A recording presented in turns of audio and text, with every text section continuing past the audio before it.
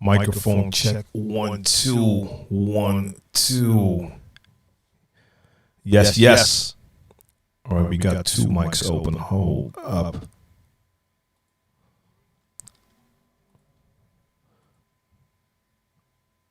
I know why that is. Give me a sec.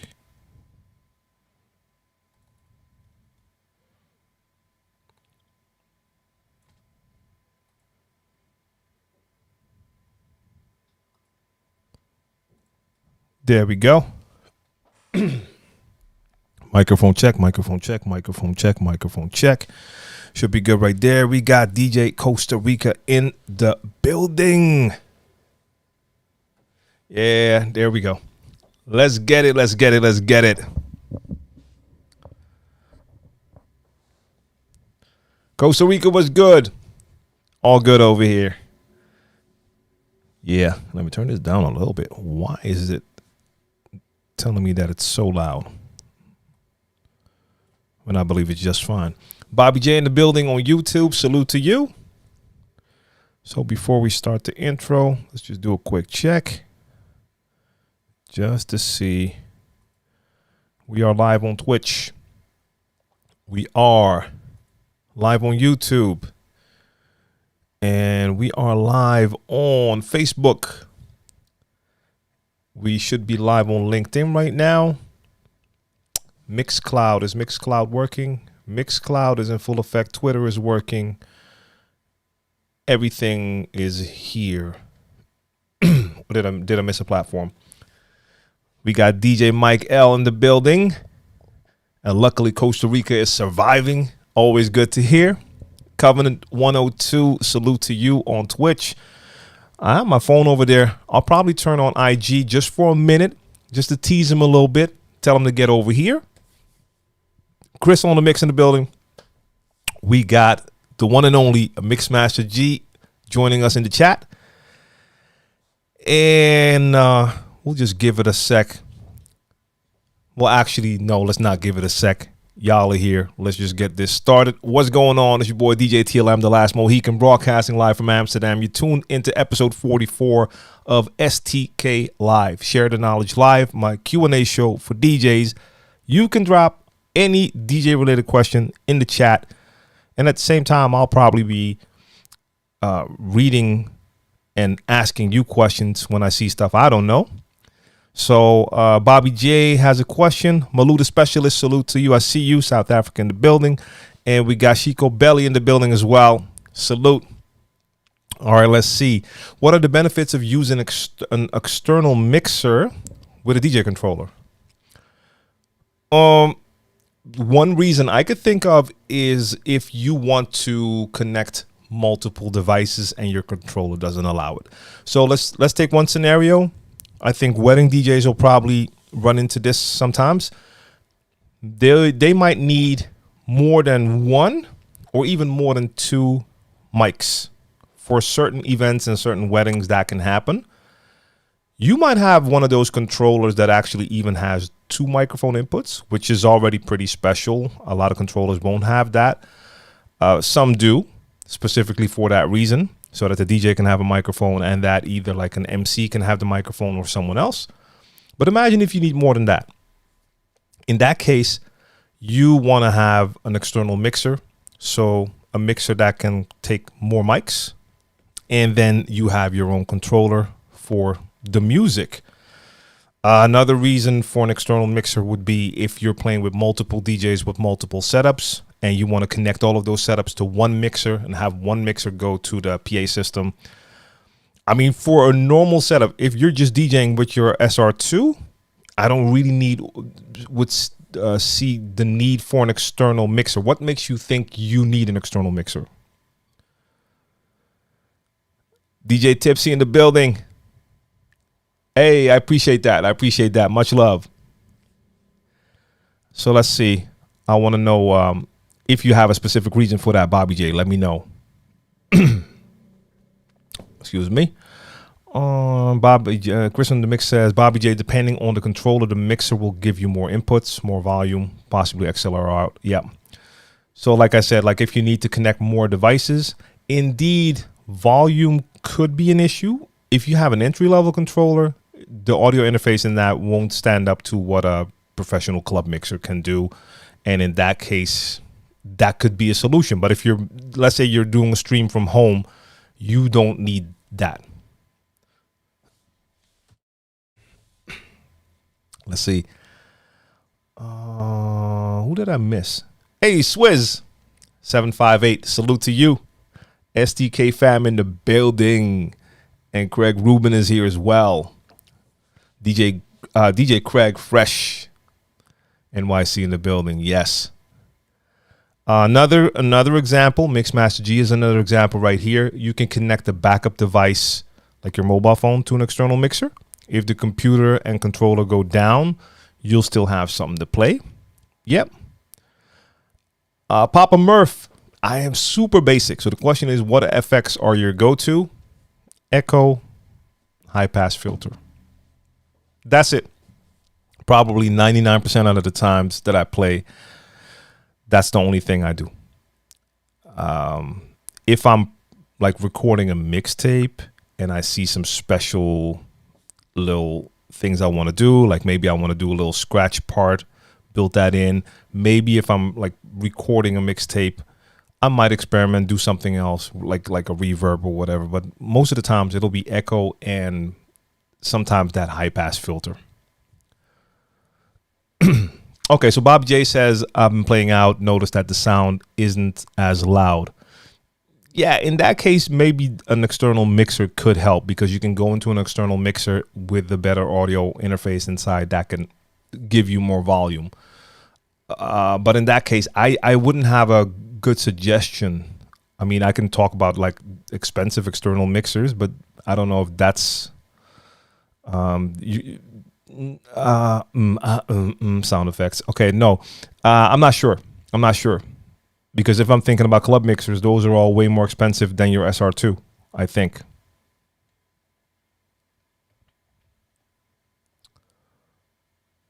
Let's see. Lo Shukran, what's going on? The best wireless mic setup connecting to the 1000 SRT. I honestly have no idea.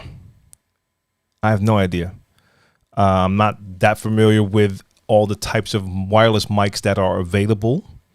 I've used a lot of wireless mics during performances, but those mics either weren't ours or we were using pretty expensive like Shure or Sennheiser sets. So if you're asking for the best wireless mic, I mean, there's going to be some very expensive microphones that could be considered the best. I don't know if that's what you need, but I have no idea what's currently on the market.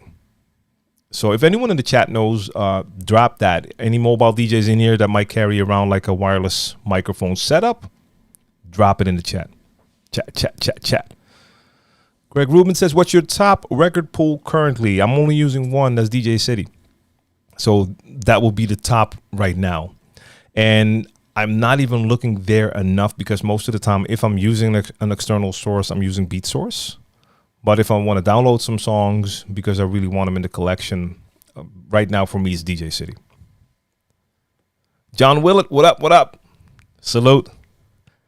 And we got DJ on the ones and twos in the building. All right, so Fines, how much is that set going for now? Like a wireless SM58. And so for now, I'm gonna bring in IG for a minute. Just gonna give them a little like teaser, let them know they have to hop on one of the platforms to join. I was using fine. It's only 200. Okay, yeah. I mean, you basically can't go wrong with a Shure setup like that. So if that, I thought it would be more expensive. So if it's, and I mean, it's still money. Don't get me wrong, but if you can get a set like that for that price, I think that's a pretty good good option right there. Derek Antonio was good. Salute to you. And Bob J says, what's your most memorable DJ moment? Before I get into that, and that allows me to think for a sec, let me salute the people on IG.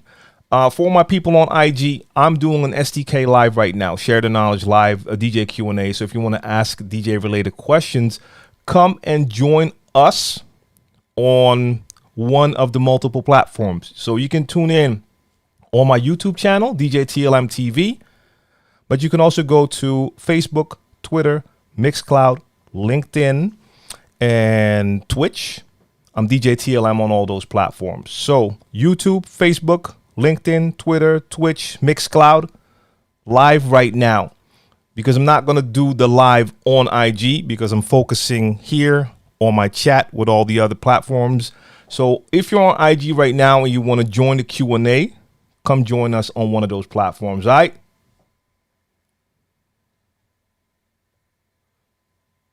Shameless plug in the middle. Tomcat Meow was good. Fines maybe $250. Hey, that's still a good price, in my opinion.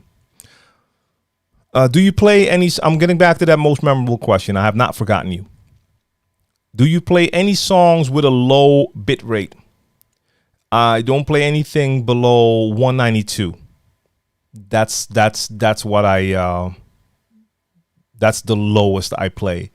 And I actually recently went through my entire collection and deleted everything below 192. That's in MP3 format. That's the lowest for me right now.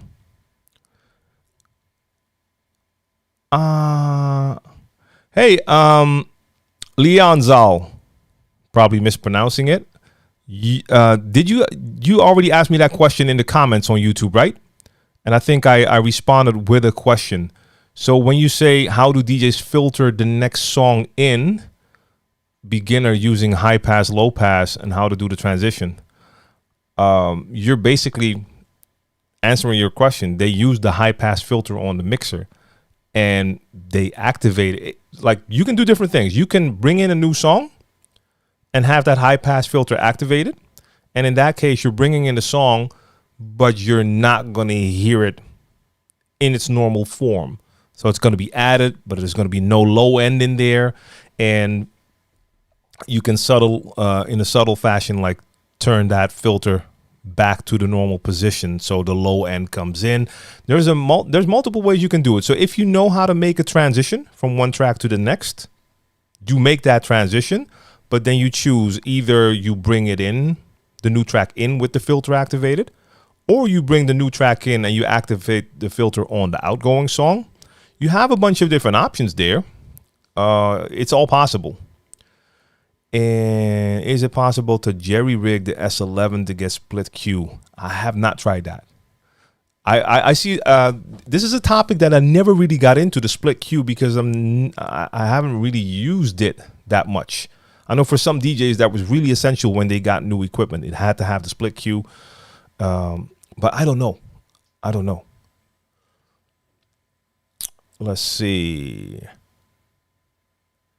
Okay, so I have a couple questions. Let me get back to most memorable. I mean, there's not one moment. I've experienced a lot of great moments that are a lot of fun moments as a DJ, just DJing in clubs or at festivals, but also as the tour DJ for Brainpower, because we've done like shows that are absolutely ludicrous, absolutely crazy. Not even always because of the size of the event, even though we've done like from thousands to 100,000 type shows. But sometimes the smaller shows could be more memorable just because of the vibe. And I mean, sometimes it will get so crazy. You would have like sweat dripping off the ceiling because it got so hot in there. For me personally, a story that I've told before is just DJing one time at a venue in Amsterdam called Paradiso. Let me check my chair for a sec. Yeah, it's doing it again. It'll lower like 10 more times during this episode. A club called Paradiso here in Amsterdam. It's like a very famous venue. Played there many times. And on one occasion, I just got so much into a zone while playing. And the entire crowd was really with me in that zone. That feeling of euphoria from that gig was just absolutely ridiculous. Like, it was a dope night overall. There were a bunch of different MCs who came to perform. I remember Pharaoh Monch was there as well. And they tore the house down. Now, sometimes after you have like a couple of dope performances, concert style, Sometimes you have audiences that will leave. This audience did not leave, and I was so hyped from the concerts, from the performances, that I was already in that mode, and I just started to play. This was like a hip hop gig. I just started to play whatever came to mind, and I was so hyped with every song I played, and not in a show way like some DJs do, that they get all enthusiastic and start waving around. No, I was jumping in the booth as if another DJ was playing the songs and I heard them. This was like the crazy thing. I would bring in a track and then I would react to that track like I was the crowd. Now, at the same time, the entire crowd, I don't know how many people that was, probably it's like 1,000, 1,200, something like that, Pack Paradiso. They were doing the same thing. So we were all reacting to the DJ, but I was the DJ. That's the crazy part of that to me. So I was jumping high and at the same time, like grabbing a next song, and every song I dropped in there just hit him. And that I didn't get off that high, I think, for a couple of days. Like, whoa, what happened there? That feeling, I don't think there's a lot that can top that.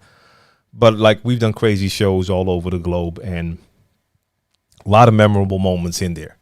But this one is one that always comes to mind. And yeah, I mean, Mixmaster G, you know, Paradiso can do that. It's there's something special about that. All right, let's get back up here. So the question was, Craig Rubin says, I have a Pioneer Mixer 600.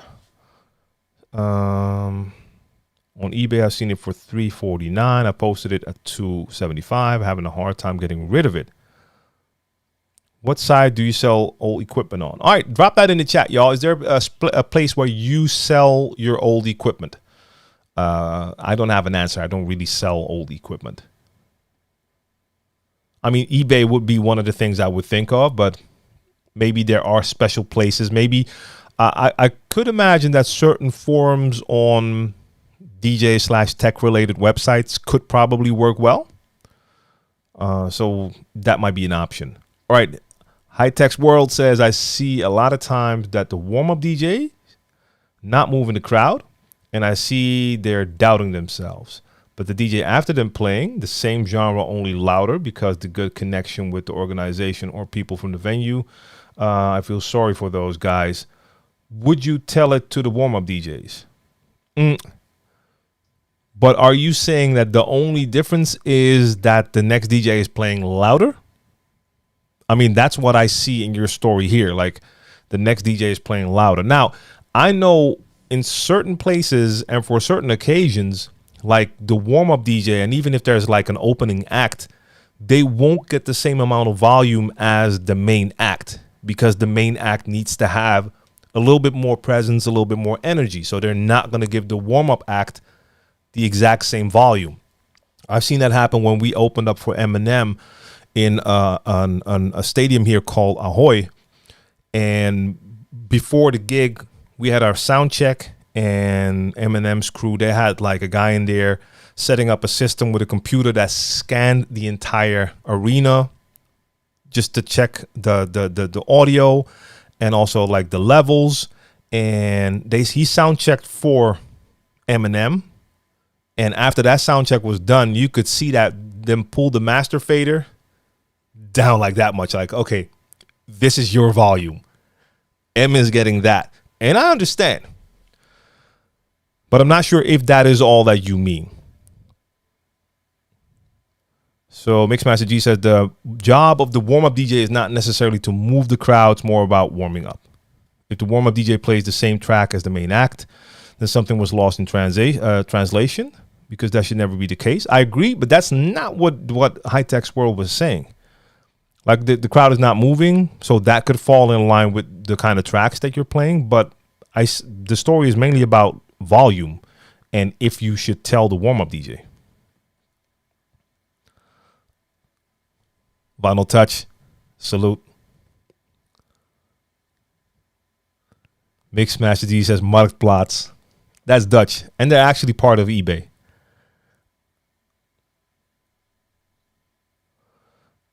Do I leave the volume fader down on the channel that I'm bringing the song in? Oh, so here again, you have differences in style. So some DJs, when they'll do transitions, they'll work with their channel faders and they'll bring in a new song. Like on that one count, they'll start the new song and then they slowly start to bring the fader up. That is a technique. I never do that. I use my crossfader. My faders are both up. I'm using my crossfader and I can control the level of volume using the trim knob, but mostly EQ. And then I bring it in. So I bring it in with my faders up. I'm not fading the song in. I'm bringing it in straight away, but I will mess around with the EQ and sometimes a little bit with the volume. DJ Stretch says reverb. Sometimes I use it, but still not as much as some DJs do. Facebook Marketplace is being mentioned here. All right, Chico Belly's the same thing. Facebook Market.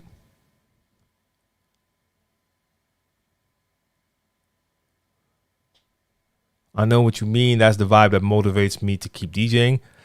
I mean, yeah, of course, for sure. But the thing for me was, I mean, normally I get energy from the crowd's reaction. So, I mean, one of the first times I played in public, that was what caught my attention. Like, whoa, the energy that you can get back from the crowd. That's lovely. But the difference with that one gig was it wasn't just like the crowd giving me energy. I think I was giving more energy than the crowd was. I was that much into it. I don't know what happened that night. I kind of spazzed out on that one, but crazy. Amin, what's good?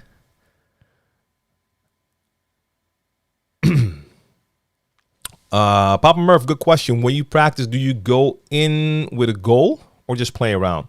So for some, a goal works well, and they'll just go in like, okay, today I'm going to practice this technique. So maybe you're practicing your timing or practicing working with EQ. I never really did that. I just went in and played for a couple of hours. But of course, during the time that I'm playing, I'm mostly trying the stuff that is still a little hard for me. But I can see the advantage of going in with a goal. But hey, if you just feel like you want to just play and that helps you to grow as well, I mean, I think that can work too. Collector Ski Music, what's going on?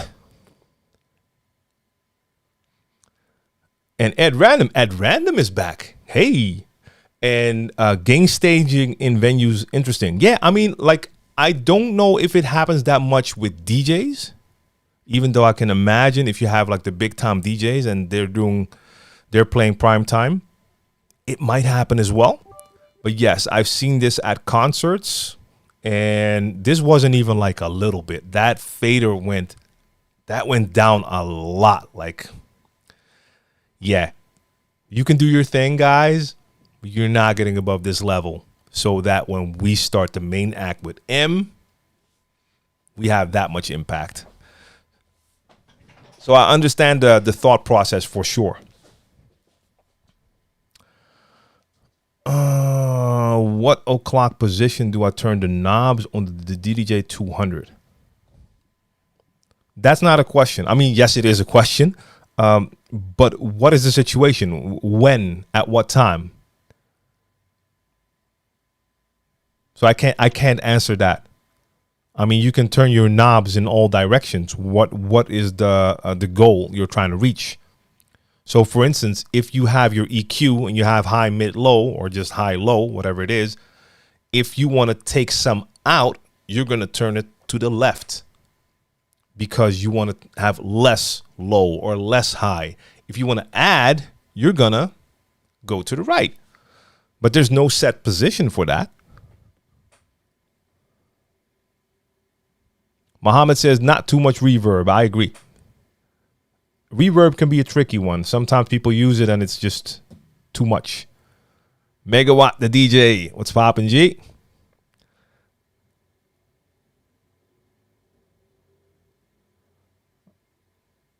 Let's see. Stretch says reverb is good to see if perhaps the used market is flooded with a particular piece and going prices. Just take from there. Whoa. Okay, did I miss something? Is reverb something else than what I thought it was? Hey, ones and twos. I appreciate that. On the ones and twos, salute.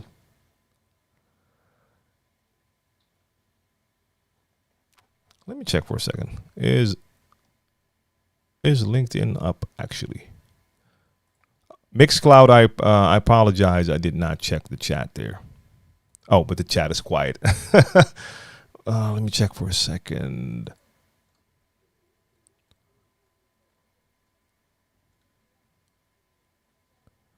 Because I remember LinkedIn shows up here. So, okay, yeah, they're all live. Happy Wednesday to you. Oh, sorry, that's SQ Squad. Squad. How much did you spend on edits versus just... Oh, sorry. Misread. How much time do you spend on edits versus just mixing?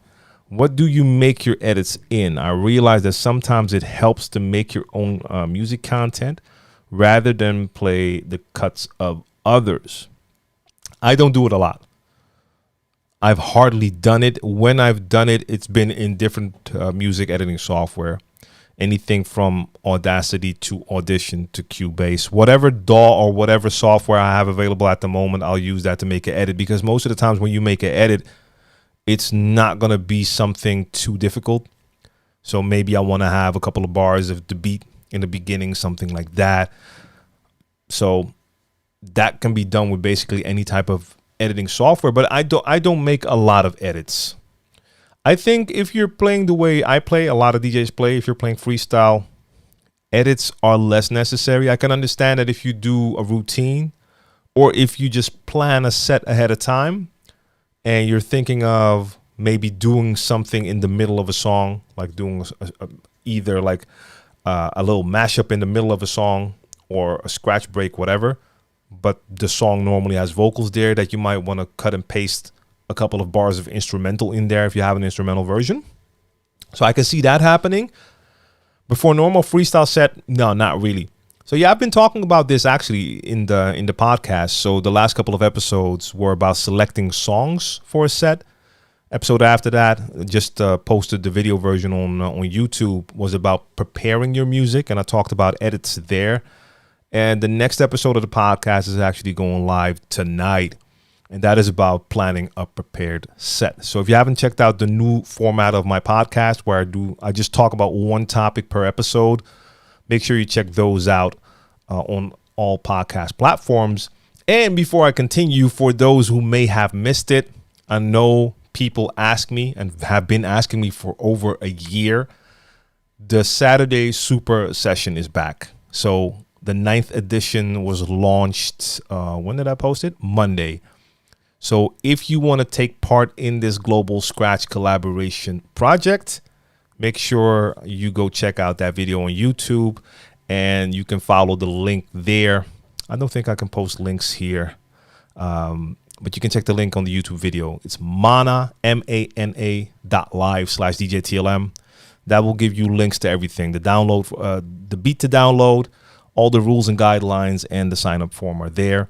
But yeah, check that out on YouTube. So the Saturday Super Session Part 9, just launched that video on Monday, the call out video, and the deadline is December 1st. So if you want to take part, you still have close to a month to record yourself with some scratches and send that in, and maybe you'll make the cut. So just wanted to plug that real quick. Hey, Death Star, I appreciate that. I always like hearing that. So good. That's good to hear. Yeah, you could also use Serato Flip for edits. The reason why I would say I prefer just to do it in a DAW is then you can use that edit on any software. If you do a flip in Serato, it's saved in Serato, but that's not something you can all of a sudden then use in other DJ software. Or am I crazy? No, I mean, it will work in Serato. So if you are only using Serato, then you can do that. If you sometimes use maybe Rekordbox because you play on CDJs as well, I think making an edit in a DAW is the better way to go. Just make sure you make a copy of the original song before you make an edit. I think I made that mistake once. Now, luckily, I could just download the song again from a DJ pool, but I was editing the song and I saved it, but just as the same name, so my original was lost. So make sure you use a copy of your song when you edit it so you have the normal version and your own edit. But editing just takes a lot of time as well. That's why I never really got into it. But if I would do more prepared sets or little routines, yes, most likely I would. A lot of times when you see people at Red Bull 3 style, for instance, you can hear things that make you think for a second, like, wait, did they just do that live? No, wait a minute. That was an edit because the DJ was doing something else, but now there's a beat switch or stuff like that. For routines, it's very convenient to do that. Other than Mixcloud, is there a way to send a copy of my 2-hour set to my viewers? I mean, sure. I mean, you could upload it just to some kind of cloud service and give people the link.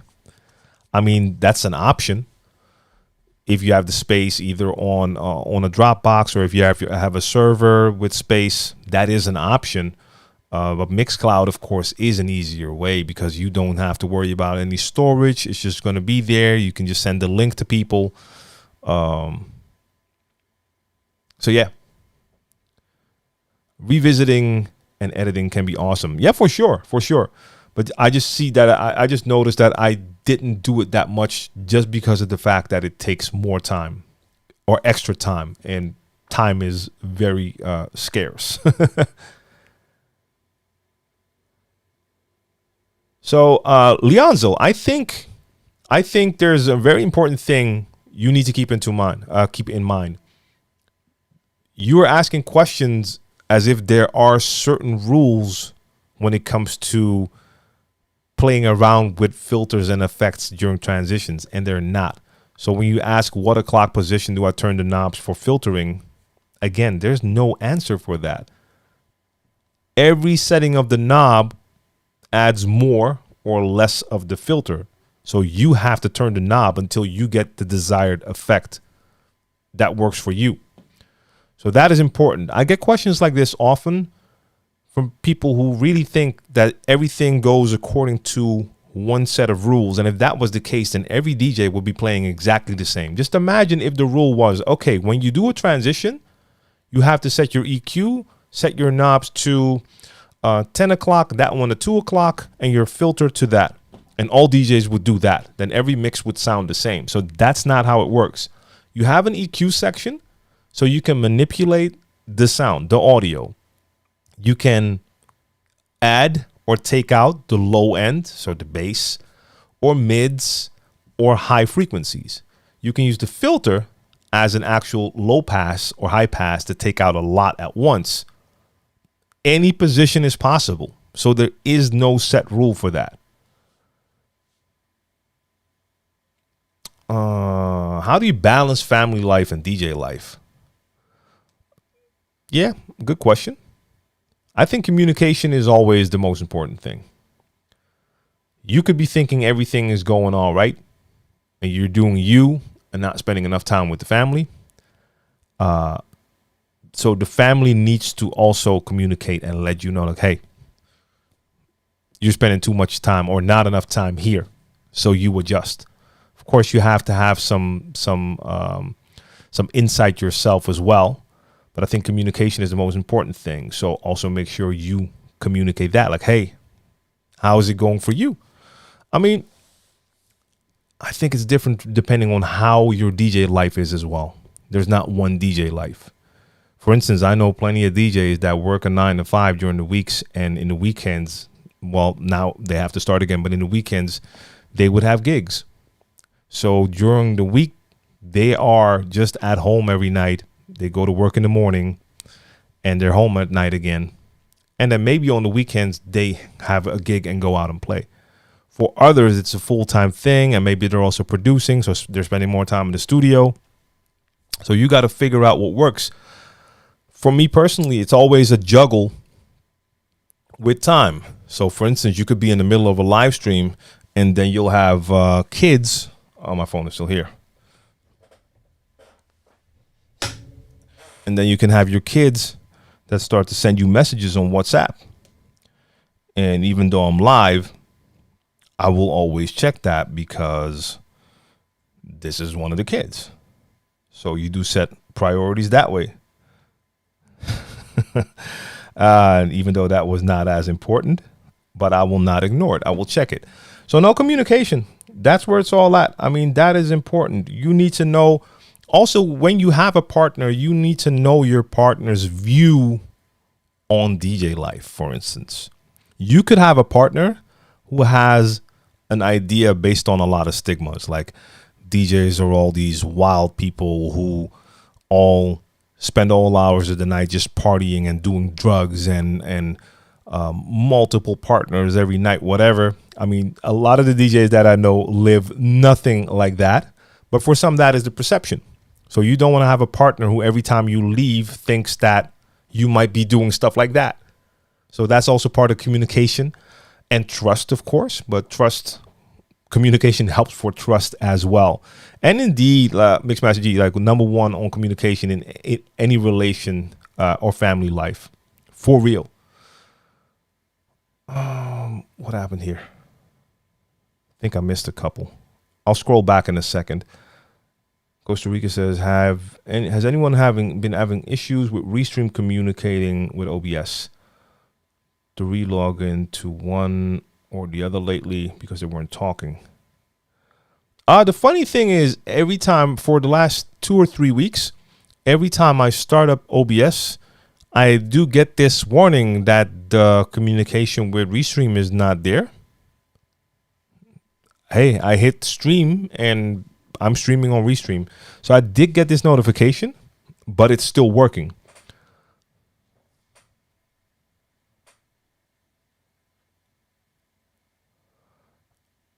All right. So, Leonzo, maybe you're not hearing. Maybe you type in your question and then you go do something else so you don't hear the answer. But I think I answered the question like 3 times now. Hey, DJ Dennis, what up? Just out of curiosity, is it important to upgrade your hard drive, your HDD hard drive to SSD if you're only mixing music and you're not a battle DJ? I don't think mixing music or being a battle DJ would matter. I mean, to me, SSDs are just a little bit more, they feel more secure, but now I'm thinking about like traveling with your stuff. So if it's for if you're talking about just having hard drives at home or in the studio, it doesn't matter that much. I mean, the SSDs nowadays can get really fast. A lot of times they're going to be smaller. But I mean, I still have a ton of like normal hard drives here as well, external. But if we're talking about a hard drive for DJing and you travel with it, please get an SSD. Just the fact that if anything happens and you drop a bag with a hard drive in there, hard drive might be dead. The SSD is going to be perfectly fine. Diesel Monster, aka DJ Six City in the building, Toronto. What's good? And SSDs have gotten a lot cheaper. In the beginning, it was like, hey, SSD is the new thing. It's faster, you name it. But they were pretty expensive. I think we moved past that time a long time ago, depending on how much storage you need. I mean, I have a bunch of hard drives here. They're like 8 and 10 terabyte hard drives. Now, if I get SSDs in that size, they will still cost me a pretty penny. But then again, like last Wednesday, I like the Samsung, the T5 and the SanDisk, the external one, those SSDs, they don't cost that much. The T5 is a 500 gig. I think the SanDisk is a 1 or 2 terabyte. Wasn't that expensive. I mean, it's money, but yes, that's worth it to me. I can throw that in any bag and I don't have to worry about the mechanics inside breaking. What definitely happens with hard drives, normal hard drives. I dropped one and picked it up and I could hear the parts inside just moving around like, oh, I just broke something. and that thing was just dead on arrival. So with an SSD, that will not happen. You can break them, I guess, but it won't happen that much. Okay, SSDs are the way forward, but then again, remember, most CDJs and media players still rely on USB 2.0, so it won't feel as much of a difference. Yeah, exactly. 100%.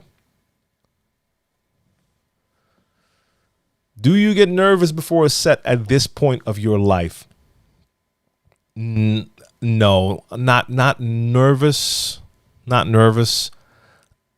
I don't like waiting that much. So if I'm playing at like a nice sized venue that I've never played before, and I'm not familiar with the venue, I don't know the crowd, and I kind of have to wait to get on, I just get, I don't know, anxious. I want to get started, but it's not really like nervousness. Like it's not as if I'm afraid something will go wrong. I mean, I've been there, but no. Yeah, Diesel, like I said, like if it falls, you're going to be fine. No moving parts.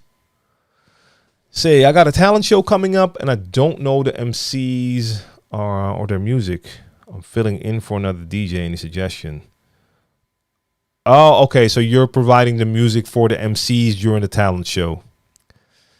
Yeah, I've been there. Like not talent shows, but like open mic nights, and you're DJing, and you got MCs. MCs a lot of times they're not pro. They're really just amateurs. No disrespect to amateurs, but you can just tell by the whole way they handle themselves and communicate with you. Yeah. I mean, expect them. Yeah, how should I put it? So if it's a talent show, most likely you're going to be there. They're going to give you their music on a thumb drive or something like that, tell you which song to play, and then you play that song. And sometimes they might tell you it's number 3, and then it turns out it's not number 3, and they'll panic and look at you like, no, this is not the one. And then you're like, hey, but this is number 3.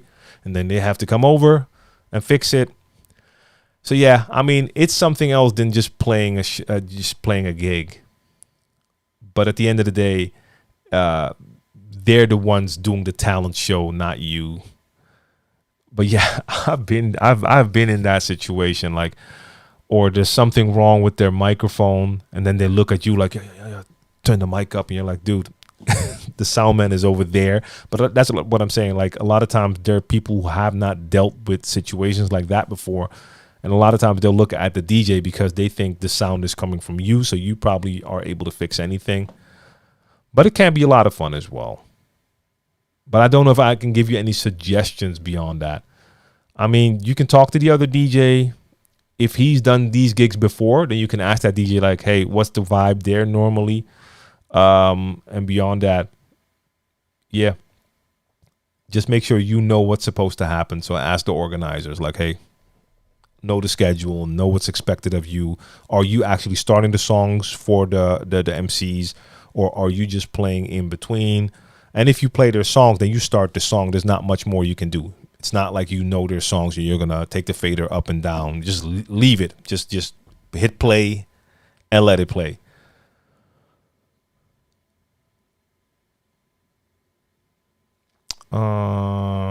Miss Max G says, if you watch my AMAs on Tuesday, they're all on Mac OS with OBS on my workstation, running all kinds of DJ software. And then everything is going to a different computer over wired into Ethernet, NDI, which takes care of the upstream. Tito Morales was good, a.k.a. DJ South Soul, Washington, D.C. in the building.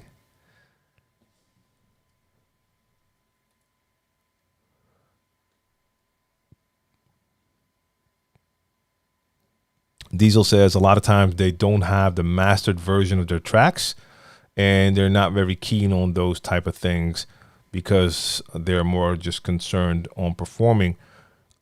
Well, yeah, I mean, if it's a talent show, a lot of times, if it's their own music, it's not going to be mastered. It's just going to be beats that they perform on. I'm going to kill this chair one day.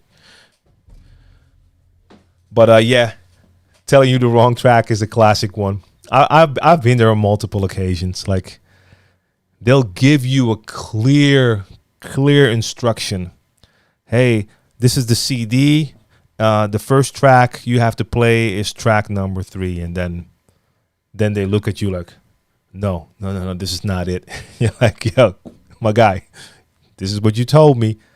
And then I do put it on them. Like they'll have to come over. Like, hey, this is the one. So tell me what you want to do. Here, this is number 1. This is number 2. I mean, I can play them all till we get the right one, or you have to do a check. Jaron KD from Hamburg. What's good, neighbor? DJing for around 4 years and learned a lot from the older videos. Hey, cool. Love that.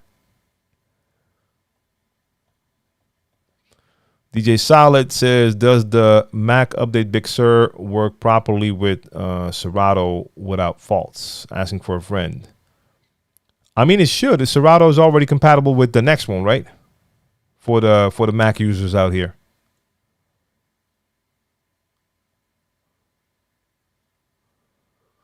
I see that Rain 1 behind you. No, Hip Hop Superman. You do not. The Rain 1 is not this size. It's Rain 12. 2 Rain 12s and an S7.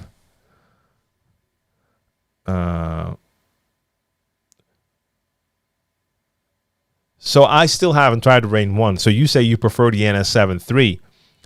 That's what was there a big difference in the feeling to you?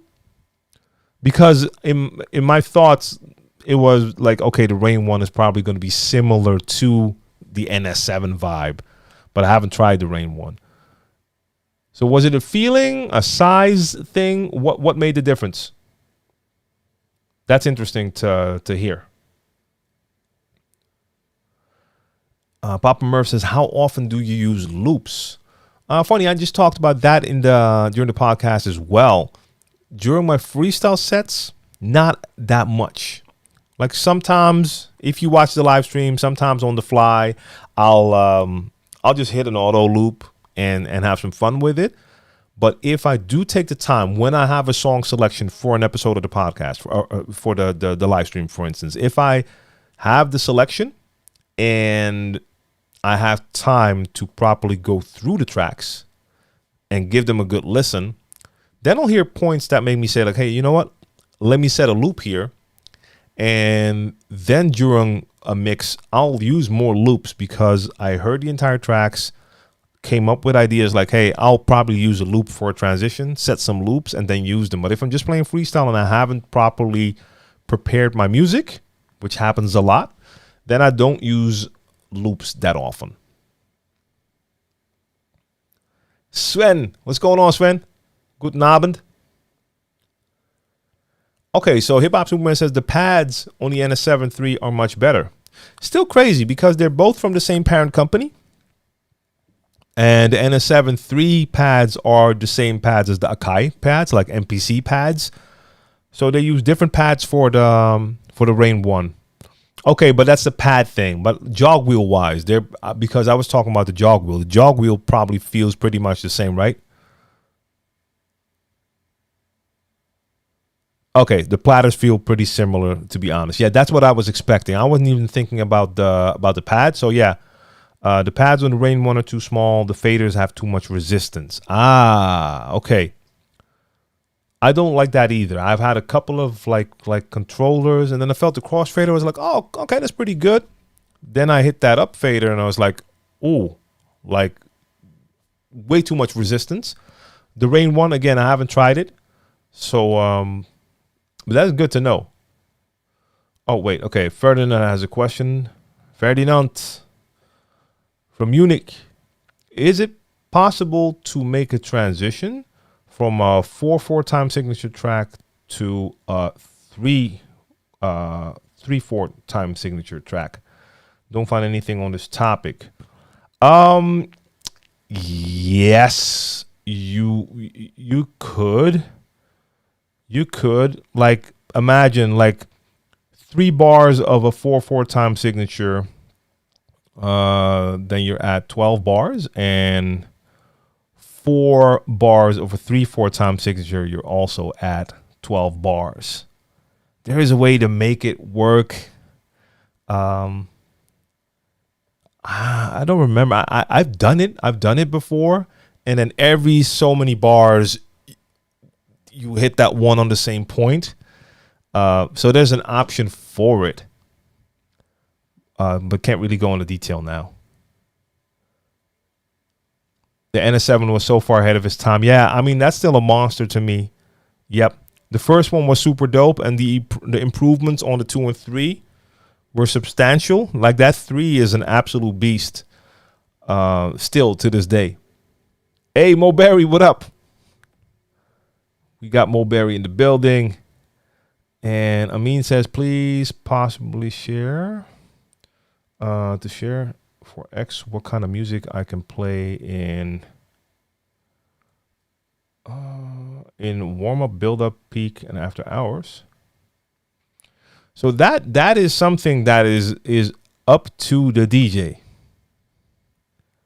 Like I told, I forgot his name.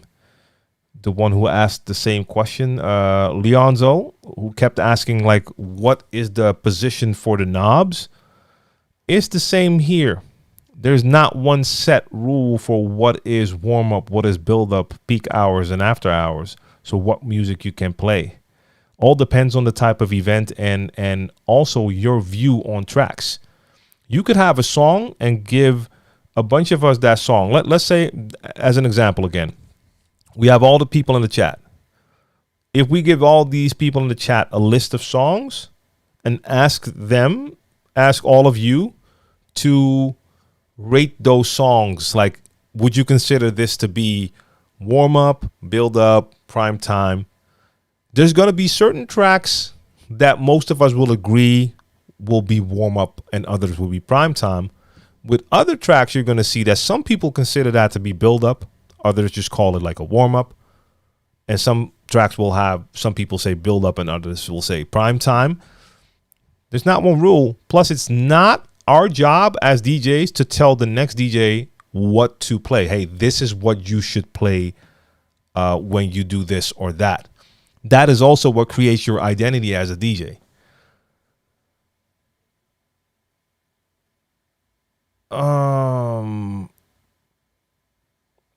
I have a 2012 MacBook Pro. I hardly ever used it.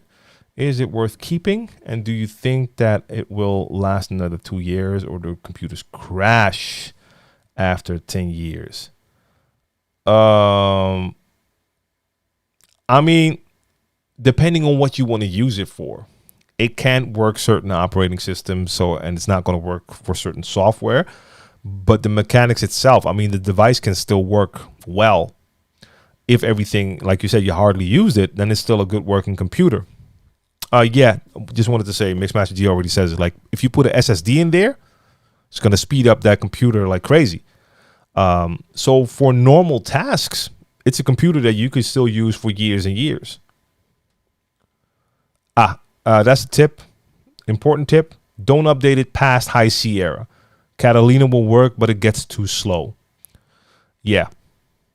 And Tito says the NS7 weighed a ton. I know. I just picked mine up in a flight case 2 days ago. It is so heavy.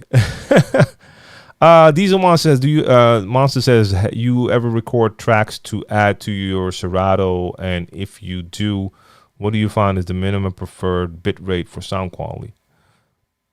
Record tracks to add to Serato. Well, I mean, I add tracks to Serato, and my minimum is 192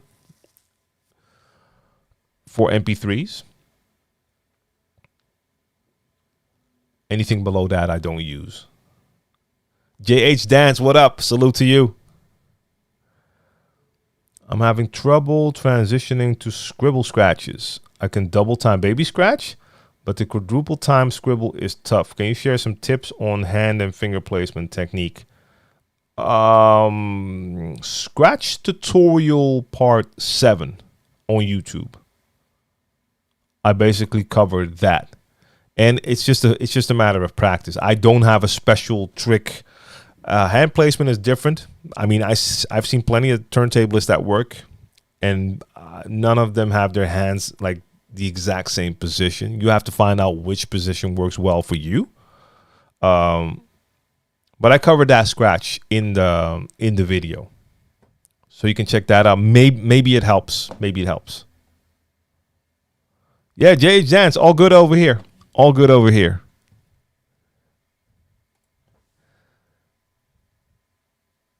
Oh, and if I get around to it, I'm uploading another audio replay to Mixcloud.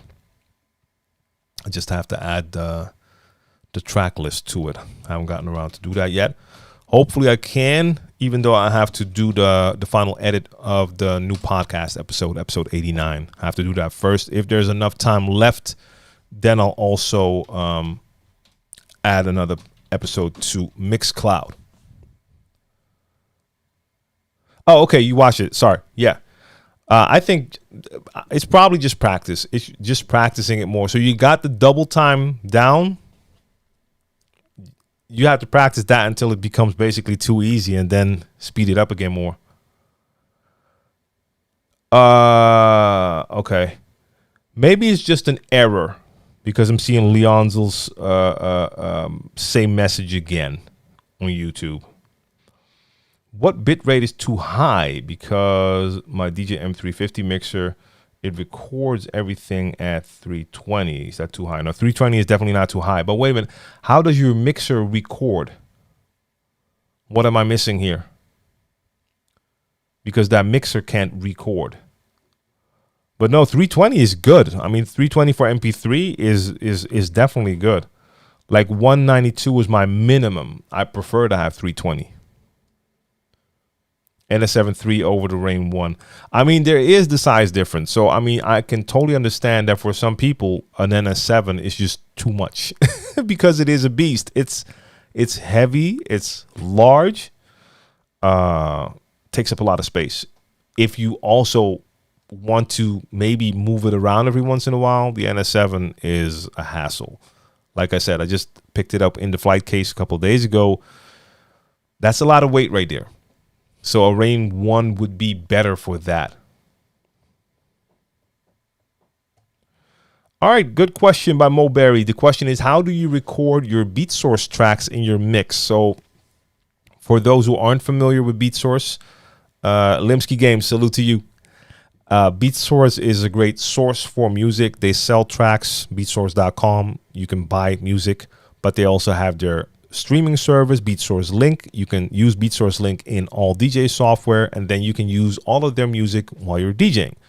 But because of licensing, you cannot use the recording feature inside your DJ software when you're playing tracks from BeatSource. Understandable. So for some people, it's like, oh, damn, then we can't record our sets. Well, yes, you can. You just can't record inside of your DJ software. So inside Serato or Rekordbox, it's not going to work. That doesn't mean that you can't just record the output from your mixer.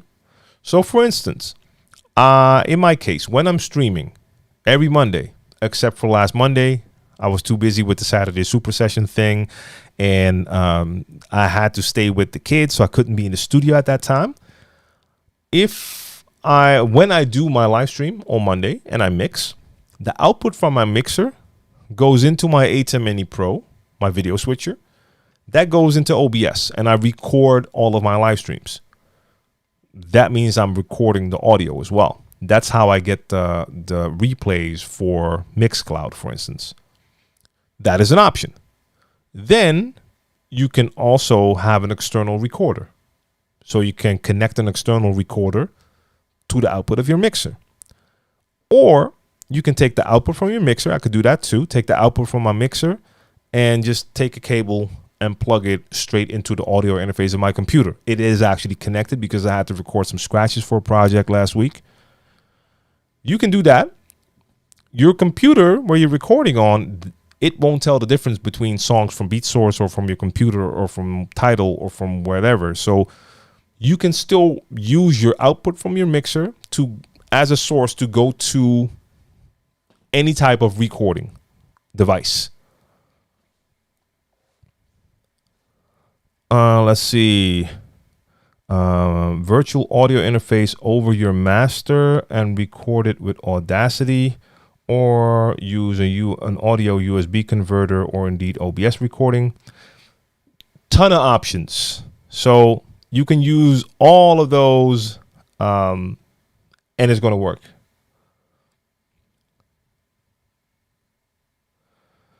Is it worth to buy Serato effects to really give a style when I mix? I mean, worth it, that's up to you. Like, for instance, I said in the beginning of the stream, when someone asked my go-to effects, I only use echo and the high-pass filter, and those aren't even from the software. I use them on the mixer. So I have the effects, but for me, it's really not worth it. If you are someone who's really into effects, it might be worth it.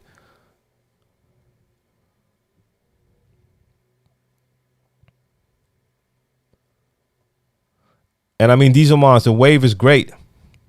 It's great. It just takes up so much space. So you're going to need more storage space. Hey, Leonzo, you're back with a new question.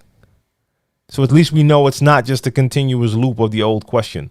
The best way to learn how to beat match. So how should I say this? I mean, you just need to learn how to beat match. So you need to go either to a DJ school or an online DJ school, or even easier, go to YouTube and check a tutorial. So let me just do that shameless plug right now. You can check out my mix tutorial series on my YouTube channel. You're on YouTube right now. And I believe, well, you should start with part 1. Let's just say that. If you haven't checked out the mix tutorial series, start with part 1. That is all about counting music. Then you have part 2. That's about, I think, the equipment. And then you get to part 3. And then I think we're already on beat matching. So check out the tutorial and start practicing. That's it. There's no better way. There's no shortcut. You just have to learn the technique and practice it. That's it. Now, that being said, maybe if you watch my video and my explanation doesn't really work for you, then you can also check out if there's other tutorials that might explain it in a way that just translates better. Because I'm not saying that I have the best tutorials. Communication works in mysterious ways, and sometimes 100 people can tell you something, and then the 101st person comes along, says the exact same thing, but when that person says it, it clicks and you understand. But once you understand, then you have to practice it. Let's see.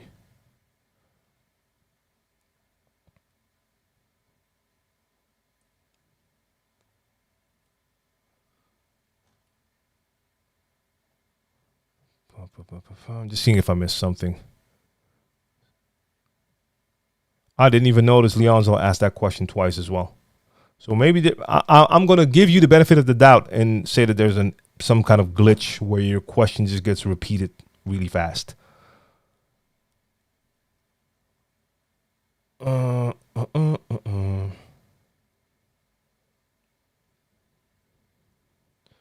Okay, yeah. You're talking about the recording, how silly the limitation is. I mean, silly, no, it's just a way for BeatSource to make sure that they're upholding their end of the deal. They have a license to sell the songs in their store and to allow people to stream it. So on their end, they're not enabling you to record it in the software. And that's where their part of the story ends, which is a fact. So, but yes, some people panicked when they heard that. They're like, oh, come on, man, I can't even record my set. And then for a lot of us, it's like, well, sure you can, of course.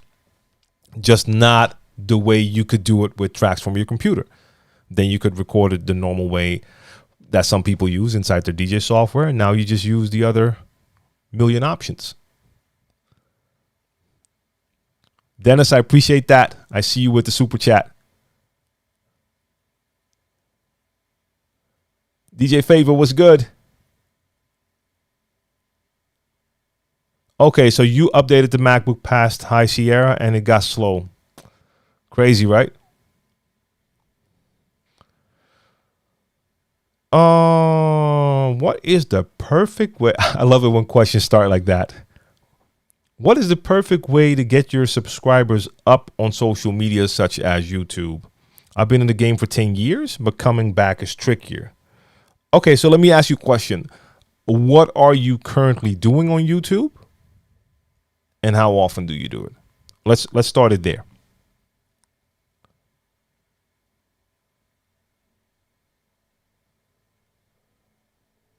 Yeah, Diesel. I mean, I agree. That's why I said, like, if he hasn't checked out my mix tutorial series, I don't want to send people to part 3 if they haven't started with part 1, because a lot of times that gets skipped and people don't even mention or start with counting music.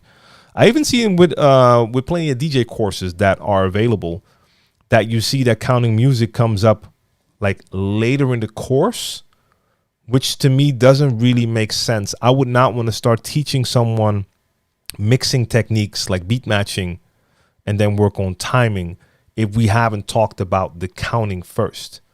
Because once you have that understanding on lock, the rest is easier to understand. It makes more sense to understand the rest.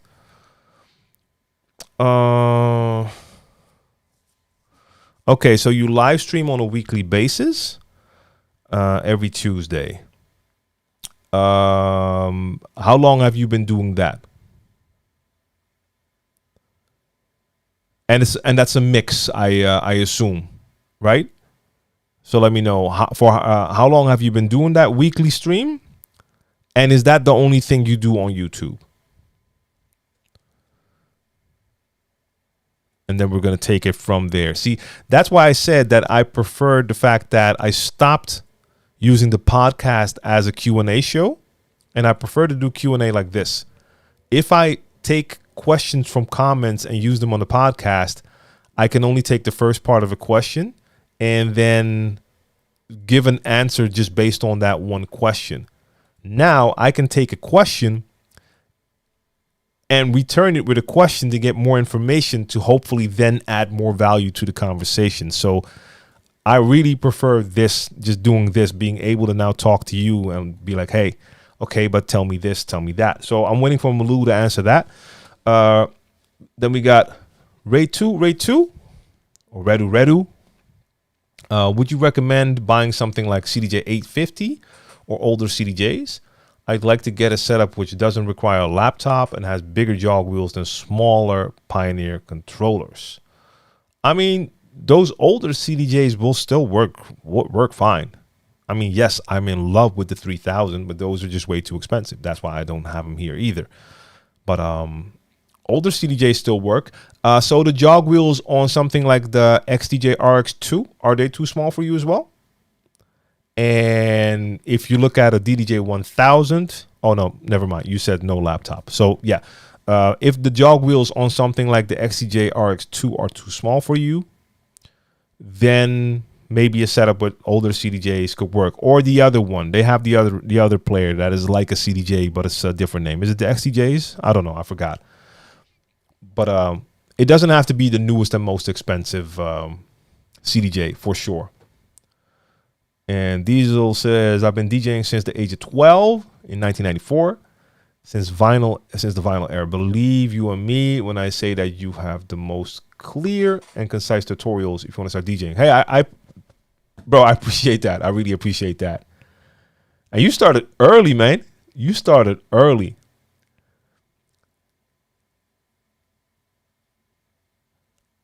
Okay, so Malou, there we go. That's point one. So you started 2 months ago.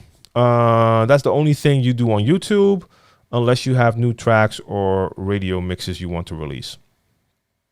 In South Africa, we have a genre called Amapiano.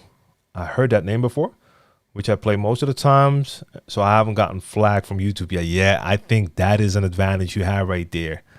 Yeah, Vinyl Touch. Thank you. XCJ 1000. I don't know how much they cost, but I believe they should be cheaper than CDJs. But Malou, back to you. So you stream once a week You've been doing that for 2 months. So that's 8 episodes. That's not a long time, and that's not a lot. Plus, streaming is different than uploading videos. For instance, if we just take a look, if I look at my my replay, let's say my replay from last week, Share the Knowledge Live from last week, that now has 565 views. Okay. My video after that is a video upload from a little more than a day ago. That has over 2,000 views. And the podcast, the video version of my podcast, I uploaded that a little bit later. So earlier in the day, that has like 1,000. So those already have more views than my live stream replay. And during the live, I had maybe, I don't know, 50 people on YouTube, something like that. And that's coming from a YouTuber with a pretty large audience. If I go to my Share the Knowledge Live replays from the weeks before that, 580, 520, 670.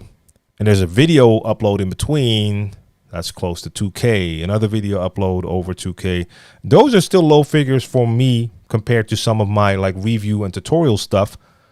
But live streams generally don't get that many views. And I don't think it's the fastest way to grow on YouTube either. But you're going to have to be doing it a lot longer for starters. So 2 months is not that long. Consistency is key. My channel will grow faster again once I get more consistency in there. I've had like good runs on YouTube, and that was always during a time when I was very consistent. And it also depends on the content. Like a lot of the stuff I do, I believe it adds value, but it's very niche. So like normal like podcast clips or normal answering questions is going to get a couple thousand views max most of the times, compared to doing something like reviews or tutorials where it could go to from anything from 10K to like a couple 100K. But that takes more time to produce, so I made less of them, and I should make more of them. So Bobby J says a lot of DJs in Canada have a regular 9 to 5. Yeah, I think in a lot of places that happens. Here too. Jet Sound, salute.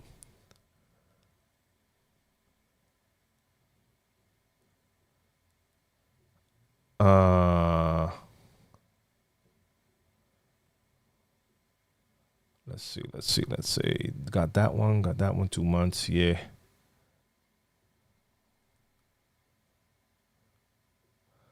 And then again, another point that could definitely be true. Mixmaster G says, because there might be a smaller audience for the style of music you play.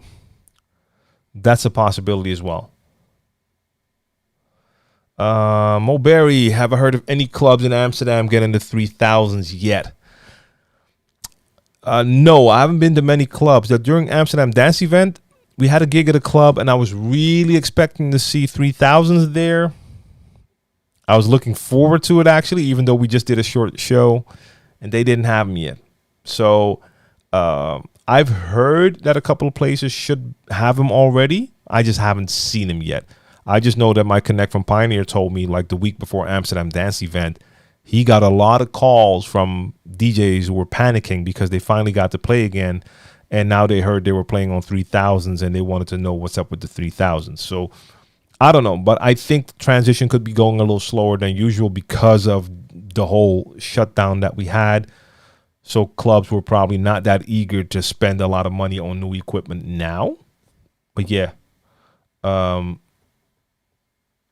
And I just wanted to say, so, I mean, I'm going to just piggyback off Mixmaster G so I don't even have to add the rest. But like gear in general, just any type of equipment is harder to get at the moment. So that also is a factor. You can notice that with a lot of different things, that there's just a delay on so many things. But if someone wants to play with them, Mixmaster G has them.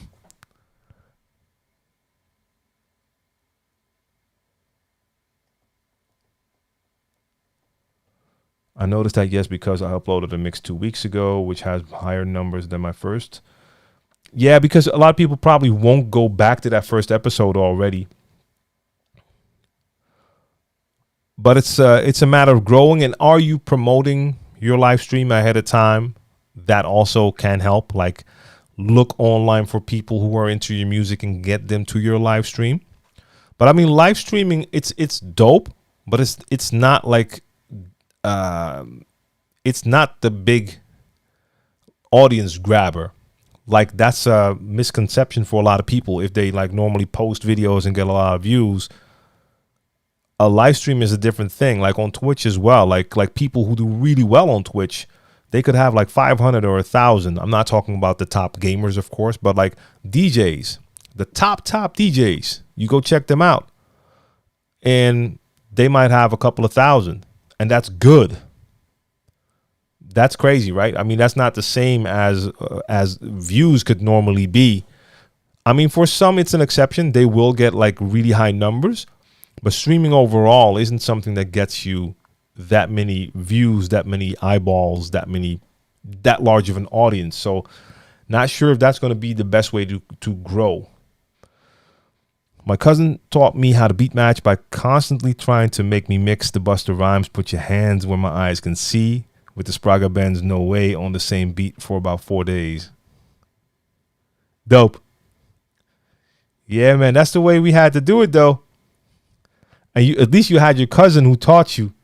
Like, I had to figure it out for myself. And as I always do, I credit drumming for my my fast understanding. Like, it made sense to me pretty fast. Hey, Mo Cheese, what's good? Salute. Good to see you. But like, for instance, Malou, for me, it's the same thing. Even I know I can get the viewership up if I would really actively promote this live stream during the week. Like make sure on all platforms I'm reminding people. I've been working on too many projects to really get into that. I've been producing a lot. Got like Brainpower has got like, I think at least 2 upcoming releases that I produced, and I did scratches for another one.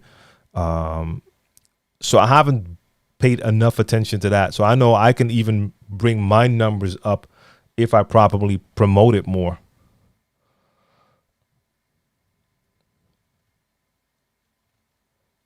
So yo, Leonzo, I don't know. Maybe it's a glitch, but I'm getting close to the point of just saying like, hey, let me. I don't even know if I can block that on YouTube, but continuously seeing the same question. So Leonzo, if you're actually watching right now, because you are asking DJ related questions, if you're watching right now, put a 1 in the chat. Type the number 1 in the chat right now. Leonzo Irchul. If you're watching, drop that 1 in the chat right now. Jay the Realist. What's good? We here. Your first single was NORE. So Leonzo, you are actually here. You're typing and replying right now. So why is your question constantly repeating? Because your first question about the knobs, I answered that. Then I saw it 3 more times. Then your question about beat matching, I've already answered it, and I've seen it come by 2 more times now. Jay Cates also dropping the 1. I see you.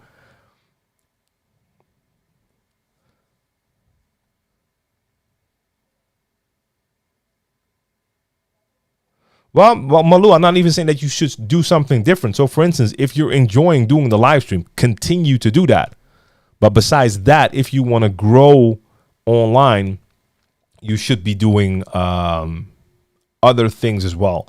And don't expect like there's not really such a thing as like fast growth on social media unless you're going to do stupid stunts. Like the people who go viral with stupid stuff, they might gain a lot of attention, but I don't think that's the thing we're looking for. I don't think we want to do that. That's what I'm saying. Hey, Sam, what's good? Posted a video describing playlist smart crates with Jason Johnny. Anyhow, thoughts Mag 4 versus Mini Innovator Pro.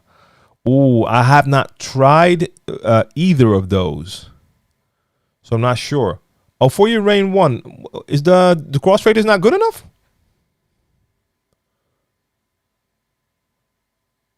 I honestly, I haven't heard. The funny thing is, I've seen a lot about the Rain 1. It looks good. I haven't heard a lot of people talk about the fader, actually. Yeah, Jay, for me, the biggest difference between, well, the S11 and the Elite, but also even like the S7 or my S9, is for me the workflow. I prefer that workflow on the Pioneer. To me, it's a smoother experience. Okay, so not as sharp as the fader on the 70. That's too bad. Well, maybe, yeah. I mean, I don't know if the Mac 4 or the Mini Innovator Pro would be better. I mean, I know a lot of people are happy with the Innovators. So I would just look for the reviews and see what like good sources say about the faders, and take it from there.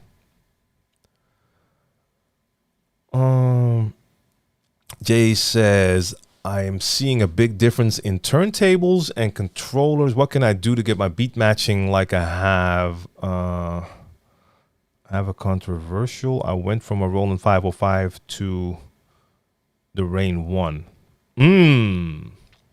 So you went from a controller with static jog wheels to motorized platters. That is a big difference indeed. I mean, that's just going to take time. You're going to have to get used to moving platters. It is a different thing compared to a normal jog wheel. I don't think I can give you tips for that. You just have to really work with them and get used to that feeling.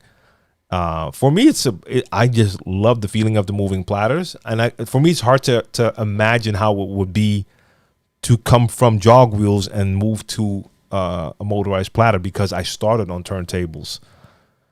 But I think it's just going to be putting in the hours. Jet Sounds. I mean, I was playing around with it last week, but just on the computer, not connected to any controller, virtual DJ, because I have a version on the computer. So I was just messing around with it a little bit, and I'm going to do it a little bit more. I don't know. I actually just started it because I wanted to mess around with their version of the stems, and it sounds okay. I mean, just like with Algorithm DJ's Neural Mix, they both sound okay, but it's not perfect. So it's a lot of fun to play around with, but it's definitely, you can hear it when you're using it. It's eating up songs, but overall, it's pretty cool to use. So yeah, Mo Cheese, Jay the Realer say it. I've heard a lot of people say it. I've used the Innovator on one device, and it felt really dope. So I'm pretty sure it's going to be better than the fader that's in that Rain 1. I just don't know about the other one. I haven't tried that Mac 4, so I absolutely cannot speak on it. Where was that? I just saw something. Okay. Leon Zell says, what type of crowds have you played for, and how do you know what type of music to get? I've done all sorts of events, so I've played for a lot of different crowds. Now, my bread and butter is hip hop and R&B. So most of the events I've played during my 27 years have been hip hop R&B events. In the beginning, mostly actually just hip hop events. And in that case, if you're booked to play at a hip hop event, you know you're going to play for a hip hop crowd, expecting hip hop music. If you're being booked to play a hip hop and R&B party, you're going to have people there for hip hop and R&B. So you're bringing hip hop and R&B. Now, there are events where you're not going to be absolutely sure what you're going to get. So for instance, you might play at a festival, and this is not like a festival with 5, 6, 7, 8 stages, EDM everywhere, whatever. I'm talking about a lot of times a city, or maybe even smaller cities, will have like a yearly festival. And they'll have like a square with a ton of people, and they might have a main stage and something else. If you're asked to DJ there, that's a different story, because the crowd is not going to be, especially if the lineup consists of a band, a hip hop act, something that's rock related. It's like all over the place because they want to please the entire city. So they have like a plethora of different music. If you have to DJ at an event like that, it's going to be trickier because none of the music you bring will work for all people, especially if the crowd also has like an older generation and a younger generation. Now, luckily, I haven't done too many of those gigs because that's not really what I like. Those could be more difficult, and then it's important to have more genres available to you and really try to read the crowd. So if you're playing for a very diverse audience, most likely you're not going to be able to please everyone. In that case, I'm going to try to see if I can find some way to please the majority, so most of them, and take it from there. But communication, again, is important. Try to find out ahead of time what type of event you're playing at, what type of people are coming, so you can also just start to think about what type of music you should be bringing.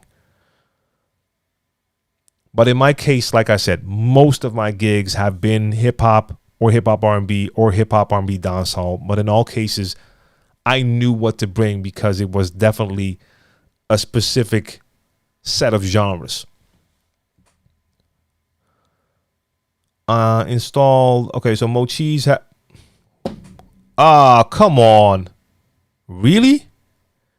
Okay, so my my Restream chat app just out of the blue just stopped. That means I can't see your chat anymore. The biggest problem for me now is I'm going to restart it, even though I have to log in again, which means I have to set my password and all that stuff. It's not going to show me the old chat posts. Damn it, that's annoying. That's really annoying. I am going to restart it. Click on all fire hydrants. Yeah. I'm waiting for it to log in. Damn, that's annoying. I don't know why. That just popped out. Oh, server network timeout. That's not good, Restream. Okay, my stream is still live as far as I can tell. So I'm going to look at my screen here. I'm going to make my OBS a little bit bigger because I do have the chat that's on screen. Hopefully I can still see enough here. TLM, do you know how many gigabytes it takes for 5 hours of playing tracks? Well, definitely not gigabytes. Or you have to have every song in the highest lossless quality that each song is like 100 megabytes, 100 MB. Otherwise, I don't see how you would get to gigabytes. Yeah, so Malou, I'm looking at the same screen you guys see where you have the chat on the side. I just opened up my screen a little. Wait. I don't know if you can. No, you can't see my monitor. Damn, that doesn't work. So I'm looking at that screen right now. Magvel forever.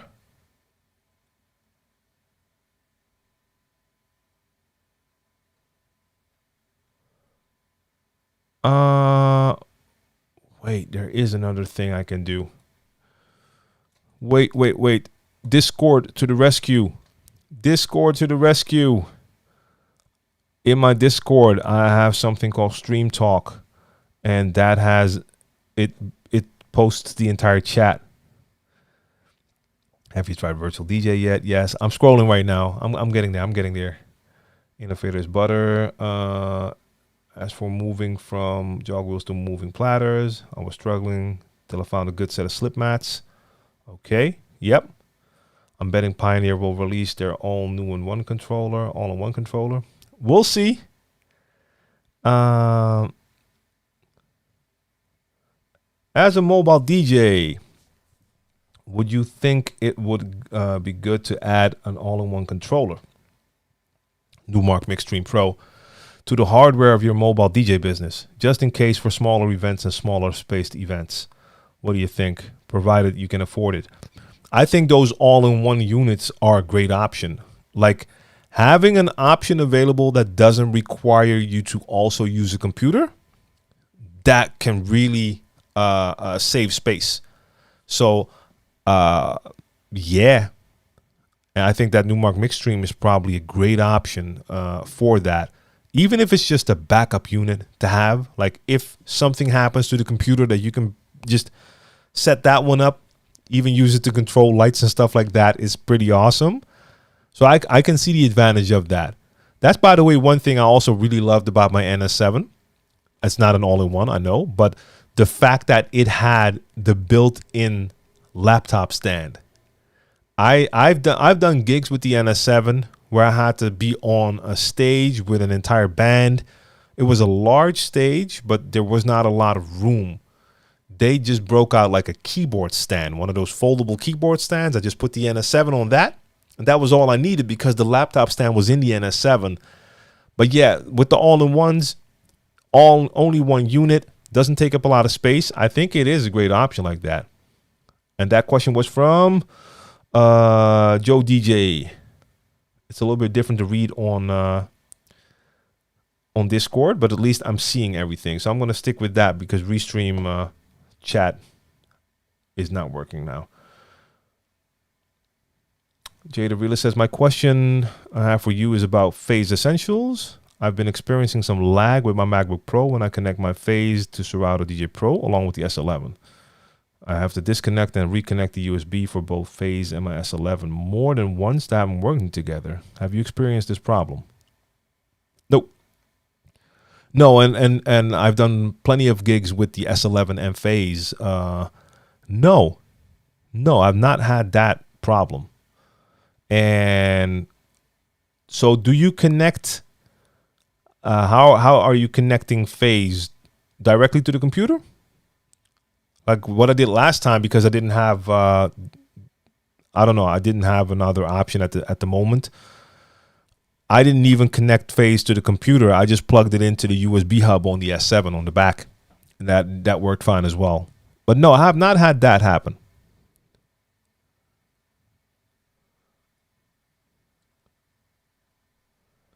Mixstream is an excellent backup, but nothing wrong with an iOS device running DJ either. And always have a backup. I agree, but let's be honest. No, let me speak for myself. I would 1000% prefer to do a gig on a controller like a Mixstream, a player like a Mixstream, compared to doing something on just my iOS device. But then again, if that's the backup I have, then I still can't play. So yeah. Okay, so there's the Gigabyte question for 5 hours of play. Now, if you're using MP3s at 320, you're not using gigabytes. MP3s are not large. Like if you're playing 320 MP3s, they're probably going to be like whatever, 7 MB or something like that. Come on, you're not getting to the gigabytes. Now, if you play songs for 20 seconds a song, then you're going to need more songs for sure. But I mean, I don't see that happening.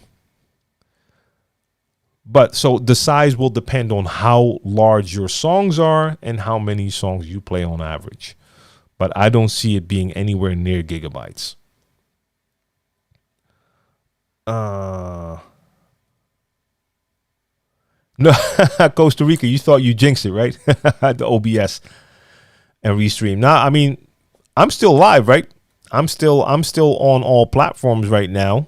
So Restream is doing its thing right now. I'm still live on all platforms. That's looking good. So no, the Restream chat app I have open is like a separate app, and that one just went out.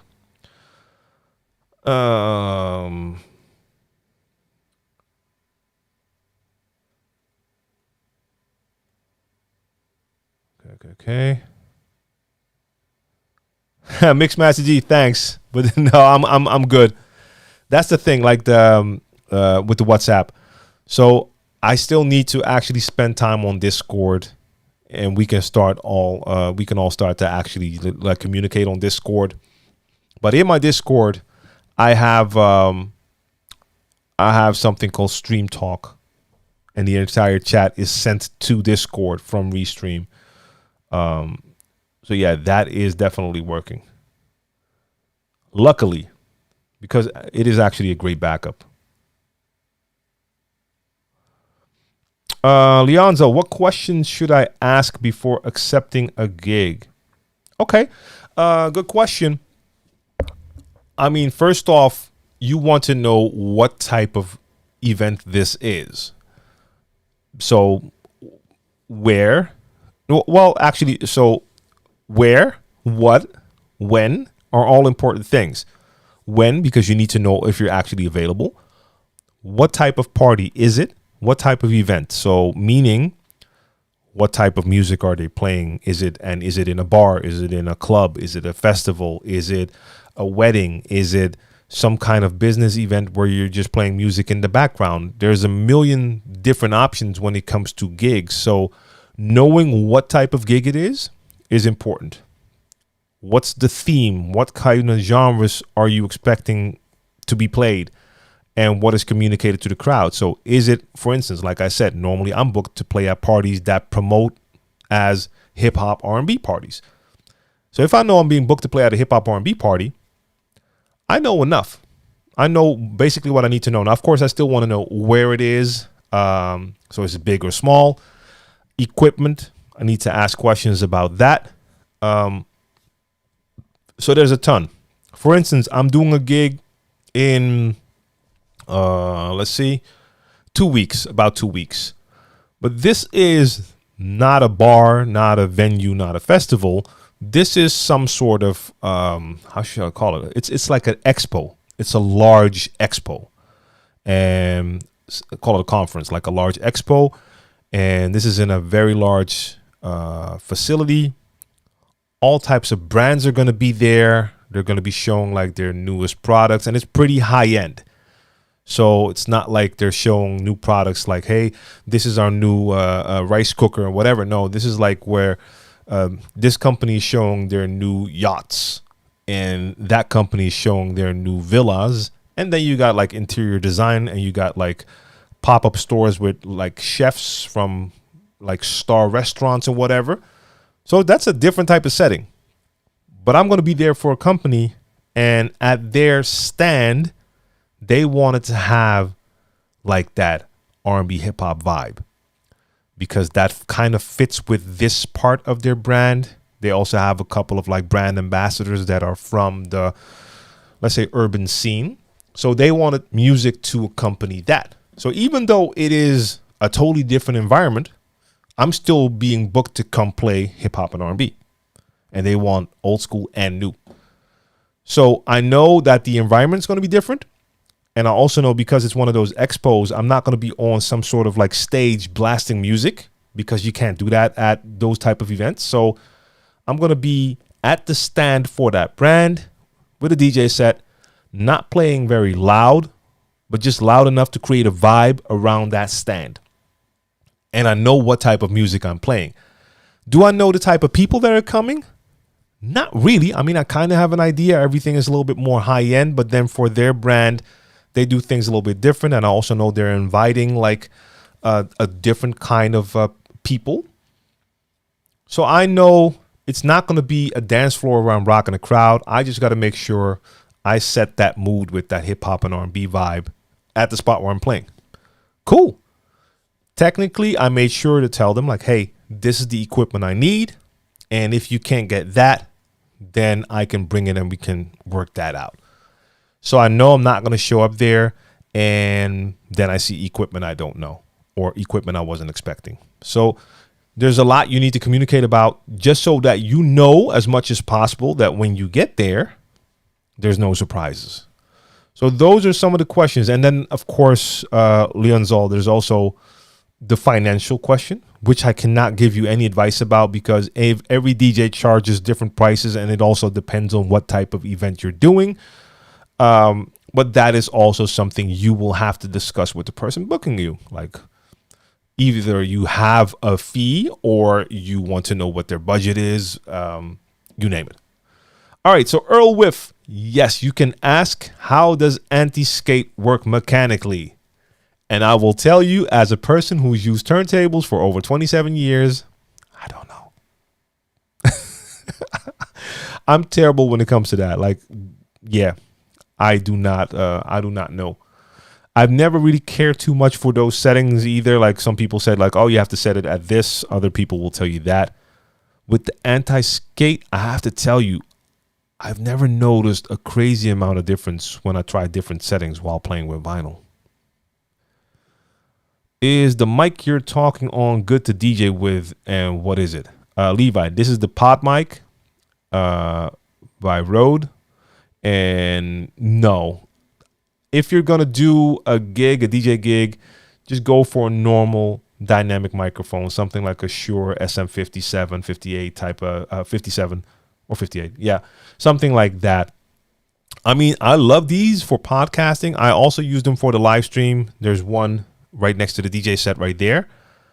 I love the build quality. These things are like, well, you can't hear, but these things are like metal, heavy, feel great. I love the audio that I can get from it without even tweaking it. I have it connected to my Rodecaster Pro, and all I've done is set it to the pod mic setting, so I haven't adjusted any of the other things. But no, I mean, just the simple fact that you can't like normally hold this mic. I prefer to have like a normal dynamic stage mic for that.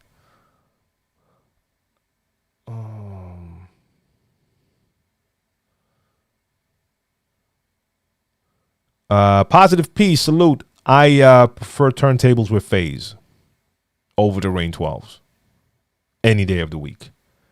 And I like the Rain 12s, but I prefer the turntables with phase for sure.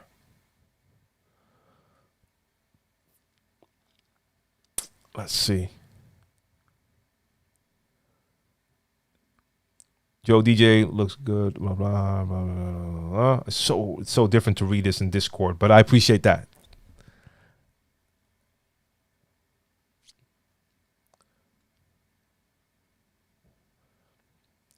Yeah, so Malou is also naming things to ask, like how long is the gig? So for sure, how long will you be playing? And do you need to provide sound? That is also a question I asked. I gave them my technical writer, but then I also made sure to ask them, like, so there is a sound system there? Because I know this is not like a club, and sometimes people at these type of events don't know as much about the technical side, and they just assume like, hey, if we book a DJ, then we have sound, and I'm not bringing a sound system. So I've talked about that in email, and I also will be making a final call this week. So basically close to 2 weeks in advance to like do a double/triple check. Also to make sure they can be assured everything is okay, but that I also know that like, yeah, this is definitely all okay.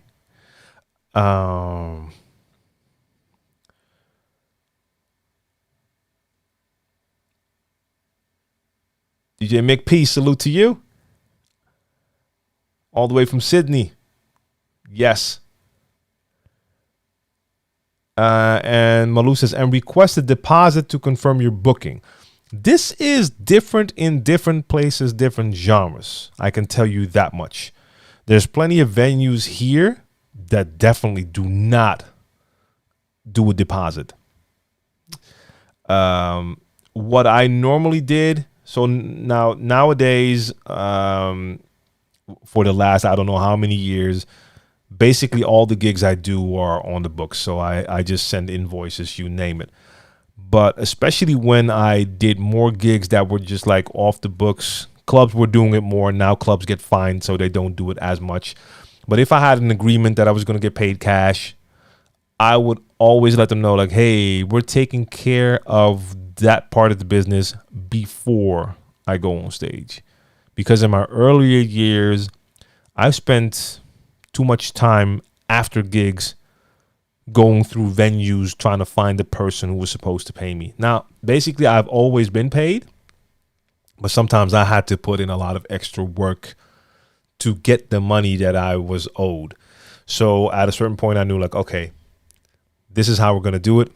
When I get to the venue, before I go on, before I set up my equipment, so before I actually set foot on that stage, you're going to be handing me my envelope. Not a deposit, just the payment. And then I get on stage. If I don't get an envelope, I'm not getting on stage. Now it's different now. Like I have, when I get booked, of course we have stuff written down, not contracts, but we have all the email traffic. That counts for something. And then I send my invoice after the gig. And I mean, I do work with, when I work with people, it's mostly people that I already work with, or I can tell that they're legit. So in my entire career, I haven't had too many instances where things went left and I didn't get my money. Even like most of my stuff was without contracts, but still. But if that is something that happens where you are, that deposits are a normal thing, then yes, make sure you get a deposit. Can you explain how to put vocals on different instrumentals on the fly? Jay. Yeah, sure. If you have a cappella versions of tracks and you have instrumentals, then you can set it, you can mix it in on the fly. Now, what you need to know is if you have an a cappella, you need to make sure you're playing it at the right tempo. So you need to make sure that the if the acapella is analyzed, if it's actually giving you the correct BPM, so you can like tell. But actually, no, let me take it back. If you know how to mix by ear, and if you know your songs, then you know how the acapella should sound when it's on a beat. If that's the case, then you can just cue in your headphones, play that acapella, and hear if it's playing at the right tempo to do it on the fly. I know a lot of people still don't hear that. And even if they get the acapella in the right tempo, they still bring it in on the wrong count. I was listening to a channel on YouTube, and I don't know how I got there. This was like when you go down the rabbit hole on YouTube, you end up in all sorts of places. This was about, it was a video with remixes. Somebody made lo-fi remixes of 90s hip hop, which doesn't totally make sense because a lot of 90s hip hop production actually has kind of a lo-fi thing in it with the sampling. But okay, I understood the meaning. Like nowadays, lo-fi definitely has a certain sound to it. And a couple of the remixes sound really dope. And this was like the guy that remixes for tracks by, he had Tupac in there. He had a Dre track in there, a Nas track, Jay-Z, and a couple more. A couple were dope. Some I just didn't like the new beat that much. But then he had two songs. He had Today Is a Good Day by Ice Cube and another one by Jay-Z. And he put the acapella in wrong. To me, that is one of the most horrible things to hear. So you know the song by heart. If you do. In my case, Ice Cube, It Was a Good Day. I know that song. I've rapped that song along with the track so many times. I know how Ice Cube flows that song over the beat. Now to hear a remix and then you hear the beat, and then the acapella is supposed to come in, and it didn't come in where it was supposed to come in. So now that whole flow is off. To me, it's the most horrible sound ever to hear that. But if you know your songs and you know how the acapella, how the vocals are supposed to go over the beat, you can make that work. But if you're doing it on the fly, I've done it on the fly where I would bring in an instrumental, quickly grab an acapella. How can I explain it? Well, I would quickly grab an acapella.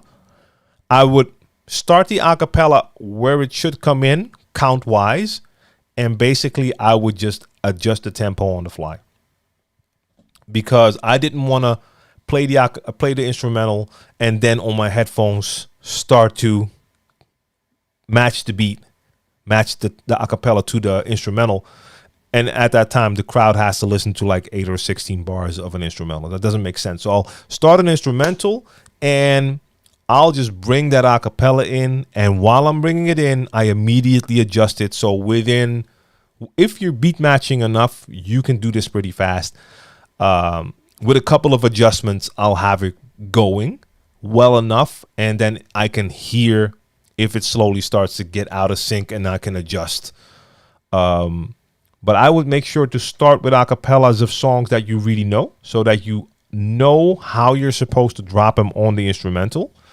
The next thing you can look at if you're using vocals and there's singing vocals is look at the key. Because if you're taking an acapella, singing acapella, and they're singing in a certain key, but the instrumental is a totally different key, they might not sound good together. With rapping, it's a different story. It won't matter that much. There's more when it comes to this, but I think I should discuss that in a different video, maybe with some examples. Steve Ott says, anti-skate tilts the tone arm towards or away from the platter, I guess. Yeah, I'm not sure. DJ Resource, what up, what up? Anti-skating works with a spring on the inside. It needs to be set roughly at the same as the weight you have on the needle. Yes, I think I've heard that one before, and I've done that, but I've also had it at a different setting. I just couldn't notice the difference that much. Now, maybe because at the time I was using a lot of Shure M447s that you just don't notice the difference that much. I don't know. Let's see. Jada really said the same thing. I prefer turntables with phase 2. Yep.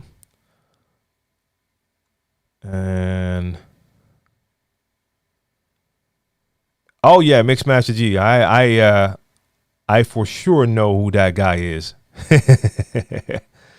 Let's see. How many weeks or months do DJs prefer to get notified about a gig? And can you decide not to accept the gig? Would you recommend doing that as a beginner DJ? Well, as a beginner DJ, I would probably be happy with most gigs I can get. Let's start there. Now, I have gigs, well, you don't get notified about a gig, but people approach you to book you.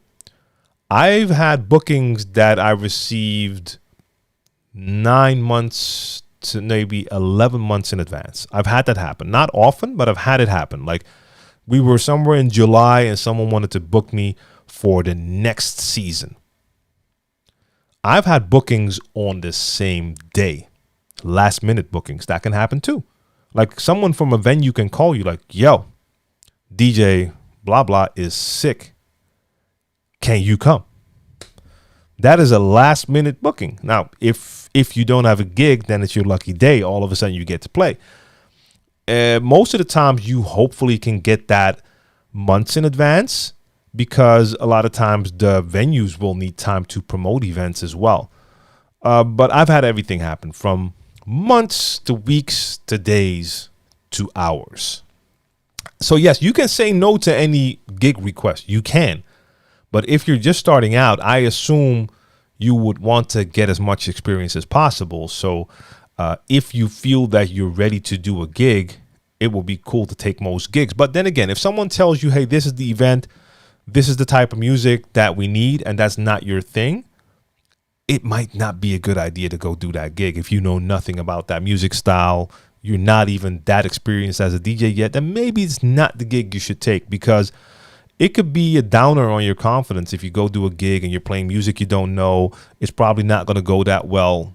You might walk away from that gig thinking that DJ is not that much fun, when it actually is.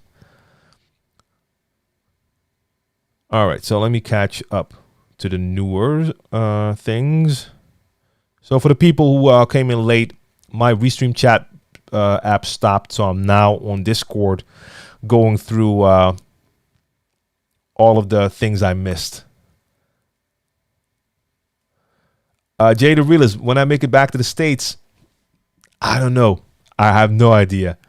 I was supposed to be there the year when the lockdown started. So in 2000, I was going to be in LA in July or in June at E3 or an after party for E3, and then yeah, that all went down the drain. So who knows? Who knows? Maybe in the upcoming years it will happen. Black Bastard was good. Do you know any small venues I can approach to start throwing parties?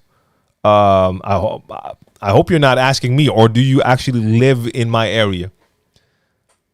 So if you live in my area, if you're in Amsterdam, then I still actually don't know too many small venues to approach, but I can think of something. But if you're not in Amsterdam, then I have no idea. But you can mention where you're from, and maybe someone else is in that area and they can help you out.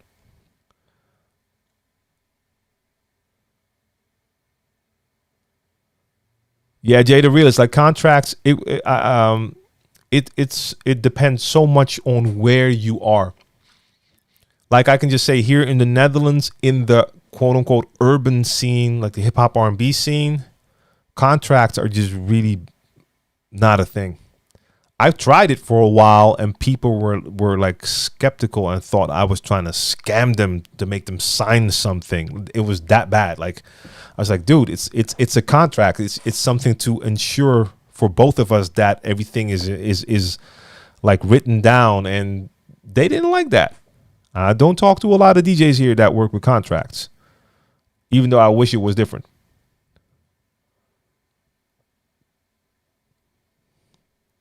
Yeah, Mo Berry, you had to stand outside the door while they count the money before I get paid with gear in the ride. No one to watch. Yeah.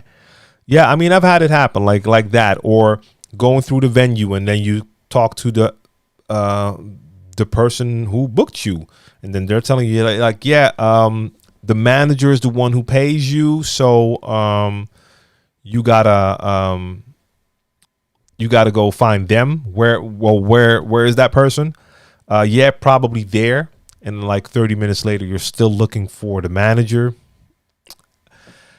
Yeah, that's why I don't do that anymore. When I come in, and like it doesn't happen anymore. I don't have gigs where I get like the envelopes of money. Everything just invoice, bank payment. But when I did those gigs, it was like, okay, I'm walking through the door. You can walk me to the backstage area, pay me, and then we can have a great night. But before that, nothing is happening. Darrell was good. Was good. Which one did I miss?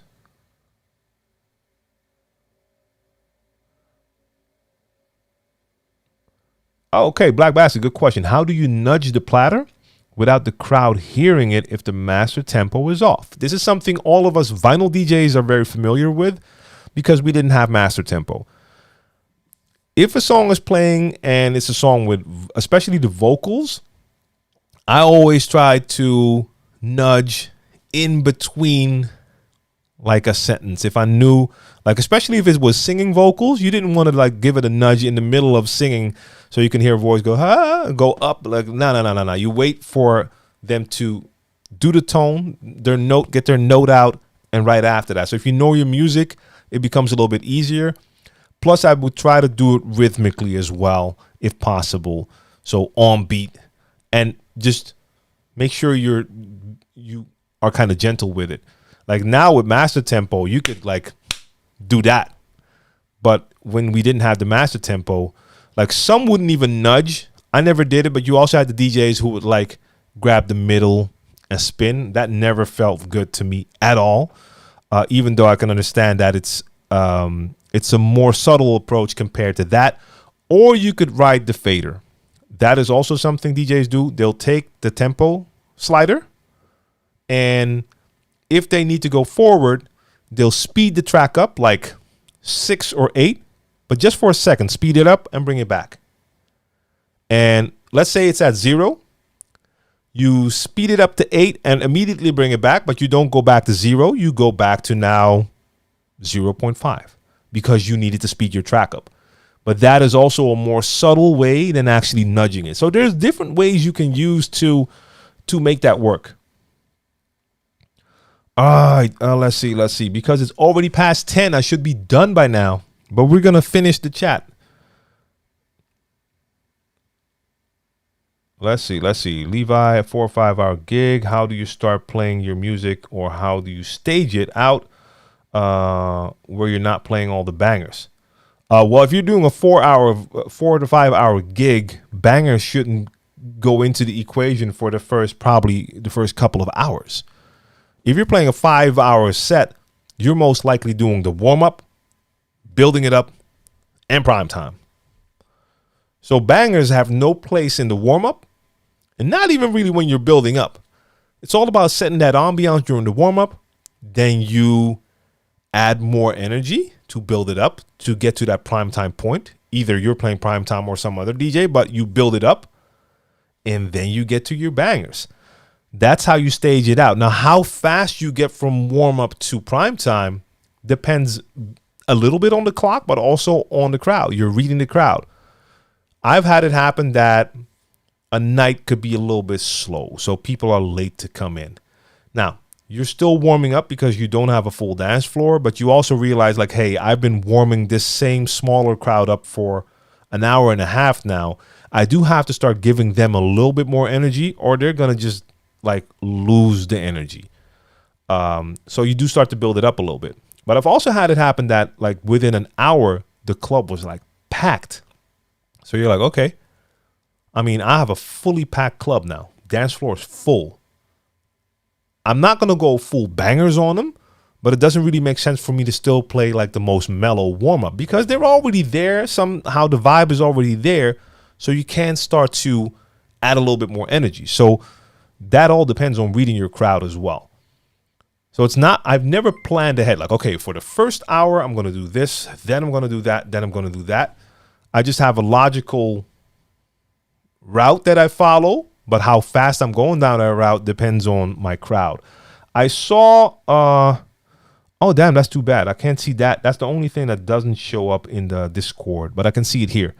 I saw a follow. I'm going to just quickly make my OBS bigger. Who was that? Sergeant Paul, I appreciate that follow. I see you. All right. All right. Let's do a little bit of a speed run through some of these chat messages, even though they're going faster now. Hey, and we got a Twitch. We got a Twitch bot. I'm going to throw that one out real quick. Want to become famous. It's always funny to me that that still exists. Boom. Just delete that. All right. I may have missed some things, so I'm kind of going to try and do this fast. Leonzo, I have no experience with lights. So anyone in the chat, what type of party lights do you recommend using with a built-in microphone? Whoa. A built-in microphone built into the lights? Okay, you kind of lost me on that one. Sorry. Okay, next up. Costa Rica, salute to you. Peace out. Even though that was 5 minutes ago. JS Rock says, what's your stance on DJing in VR and being able to rent/buy Pioneer and other DJ gear in VR that recreates the effects and feels that we love in VR? Do you think the technology is there yet, or is still a gap between online digital VR and the real thing? Excuse me. I don't know if the tech is there yet. It might be, but VR is just not. How should I put it? I don't want to say it's not a thing yet, because it is a thing, but it's still very small. Like, how many people do you, anyone watching, actually know who spends at least like an hour a day in VR? I think it's not that many yet. I think there's a future there where a DJ could be in one place and you could have a crowd with like sets on that can all, sets and headphones, they can all hear the music, they see the DJ, but it's in VR. You're DJing behind the set, you're seeing the crowd in your glasses. I mean, there's scenarios there, but I don't know if we're at a level yet where you could say like this is the thing now. So I don't really have a stance on that part about buying, renting Pioneer and other DJ gear in VR, and it recreates the effects we love in VR. I haven't looked into that part of it enough yet, so I'm not familiar with it. Okay, so like Mixmaster D is saying, like it exists, it works, but like all things in VR, it's still got to take off. Yep. I mean, that's what I said. Like, I think the tech is there, but like VR, like when VR first really started to bubble, some people were acting like this is the next new thing. And now we're already like years beyond. And it's still not a main thing. I don't even know how long ago Brainpower and I did that, like VR video, like a full VR music video. That's years ago. And since then, I haven't heard that much more about a lot of things happening in VR. Okay. French DJ, Toyo Tower, what's good? French DJ, 37 years old. I don't feel being behind decks till my retirement, and I don't like today's music. I think my time is done as a club DJ. What are the options for old DJs like me? Streaming, live streaming. The beauty of a live stream is you decide what you play, and if there's an audience for you, they will find you. You still get the joy of DJing, even if it's not in front of an actual crowd. There is a virtual crowd there. I love the freedom of live streaming. It feels way more liberating compared to playing in the clubs. I'm not in the same situation as you, but I'm not feeling too much. I do feel a lot of new music, but not exactly the stuff that's being played in the clubs. I don't even know if I really want to spend that much time in clubs anymore. I did one gig during Amsterdam dance event where I came into a venue. It was supposed to follow certain guidelines where they could only have like 75% capacity. They had like over 100% in there. It was cramped, small, no ventilation. I didn't feel too comfortable there. I didn't really like it that much. I was like, I don't know if this is my thing. I still want to do gigs, but I'd rather start cherry picking and doing stuff that really fits me well and that I like. But in the meantime, live streaming is a dope way to still get your DJing on and doing what you like to do. And you're 37, you're not old. But yeah, live streaming. Look into live streaming. Jay the Realist says, I've been through some growing pains when I started DJing, my DJing career, when I had to look for the manager to get paid after an event. Changed my approach with contracts, but I use contracts at the same events. At some events, like you said, you know it's legit. Yep. If someone's not serious and paying me before the event, then I won't do the event. I mean, yeah, I totally understand. If we would do contracts here, I would do the same thing. Yeah, JS Rock says the same thing. Like Twitch is a great place to continue what you do, to stay in love and in touch with your craft. I agree. Mochi says the plus minus pitch bend button works as well instead of nudging. Yeah. I was totally coming from a turntable perspective when I was talking about it. But on a lot of the controllers and even in DJ software, you do have that plus minus. That also is more subtle compared to nudging it.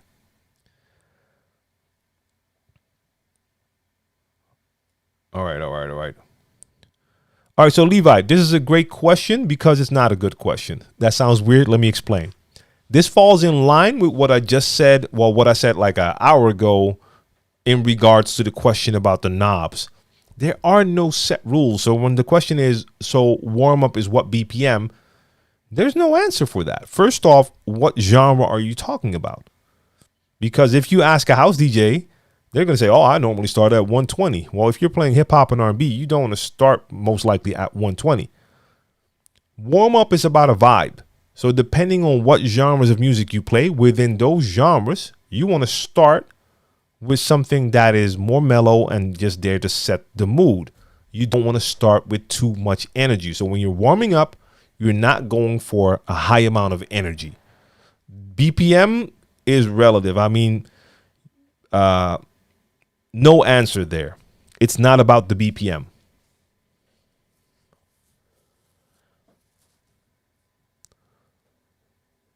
Zerka was good.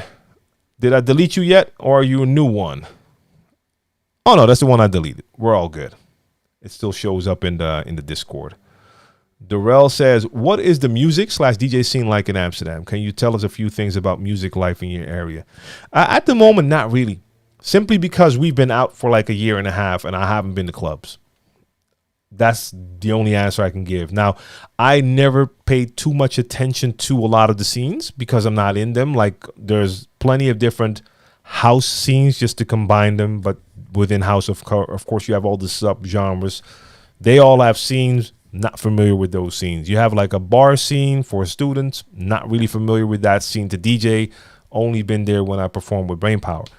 So for my scene, the quote-unquote urban scene, hip-hop, R&B, that changed a bit over the years. Last couple of years, the influence of dancehall and Afrobeat type elements into the music was noticeable. And a lot of the Dutch hip hop and R&B artists were really into incorporating that into their production. A lot of auto tune, a lot of those like I said, dancehall type elements in there. A lot of Dutch hip hop now, also in the clubs. Some dope, some just not. And a lot of DJs, and that's not new, but I notice it even more now. A lot of new DJs, and they're all playing the same new music, same tracks. A lot of them pretty boring, staying in one tempo from track to track. And then it feels weird when you're like booked at an event and you heard 3 DJs before you all play the same generic style, and the audience really seems to like that. And then you come in with a style that is different. And yeah, I mean, I can elaborate on that in a different episode, by the way. Jay the Realist, so you missed the beginning of the episode. Oh, you're asking about Saturday. Okay, so are you asking about the Saturday session or the Saturday super session? If it is the Saturday super session, which is what most people currently ask about, it is a video that I posted on Monday. The Saturday super session part 9 is happening right now. I uploaded that video on Monday, so you can go to YouTube and check that out. And you are actually on, no, you're on Twitch right now. So go to my YouTube channel. If you want to have all the information, go to Mana, that's MANA.live/DJ Mana.live/DJ TLM. There you can find the download link for the beat. You can find the PDF with all the rules and guidelines and the sign up form to enter. So all I can say now is the deadline is December 1st. So you have a month to enter. If you're talking about a normal Saturday sessions video that I just upload and you can scratch to it, that's coming soon. But the super session is happening right now. So I've heard about the Chauvet, the gig bar. I've seen that before, I think.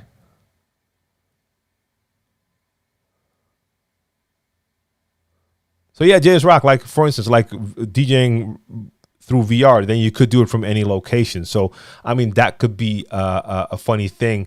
Like reading the crowd, it all depends on how good the tech is. If you can see the crowd in your device and you can actually see their reaction, but you can also hear their reaction, it could work, but it's never going to be the same as like being in front of that crowd, of course.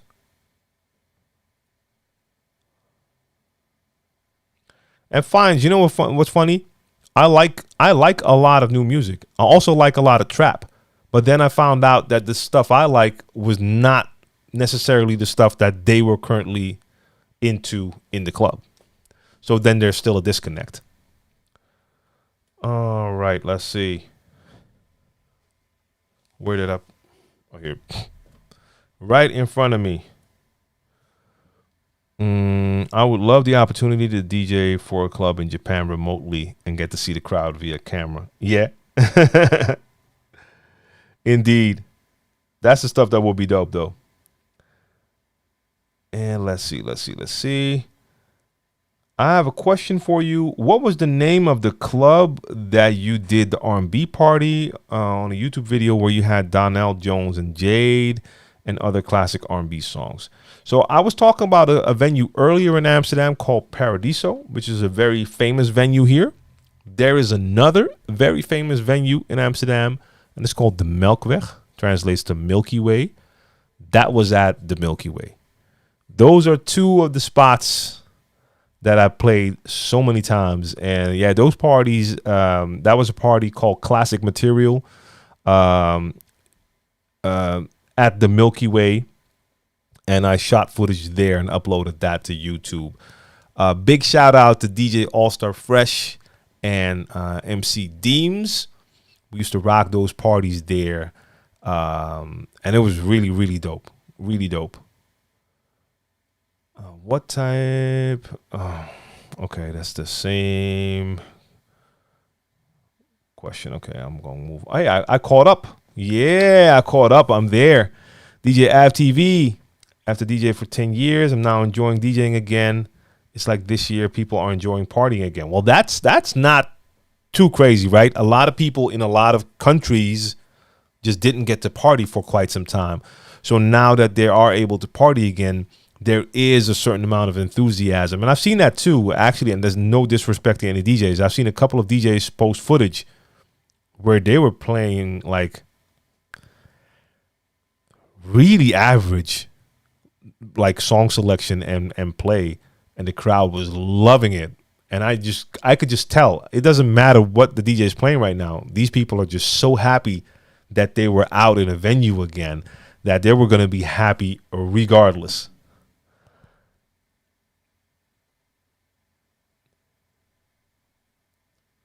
Or hear me out now. Would also love to DJ with DJ TLM remotely. Well, I am at a certain point. I will be doing. We're gonna do something like a raid train. Like when I say we, I mean like we here. I'm gonna figure out how we're gonna do that. Then I'm gonna figure out a way to see which DJs could participate in that. And yeah, then to be honest, DJs would have to be on at least a level where they can do a set to make that happen, because I know there's also a lot of beginner DJs in. They shouldn't be in that yet, but I do want to look at a way to do something like that. So maybe we'll make that happen.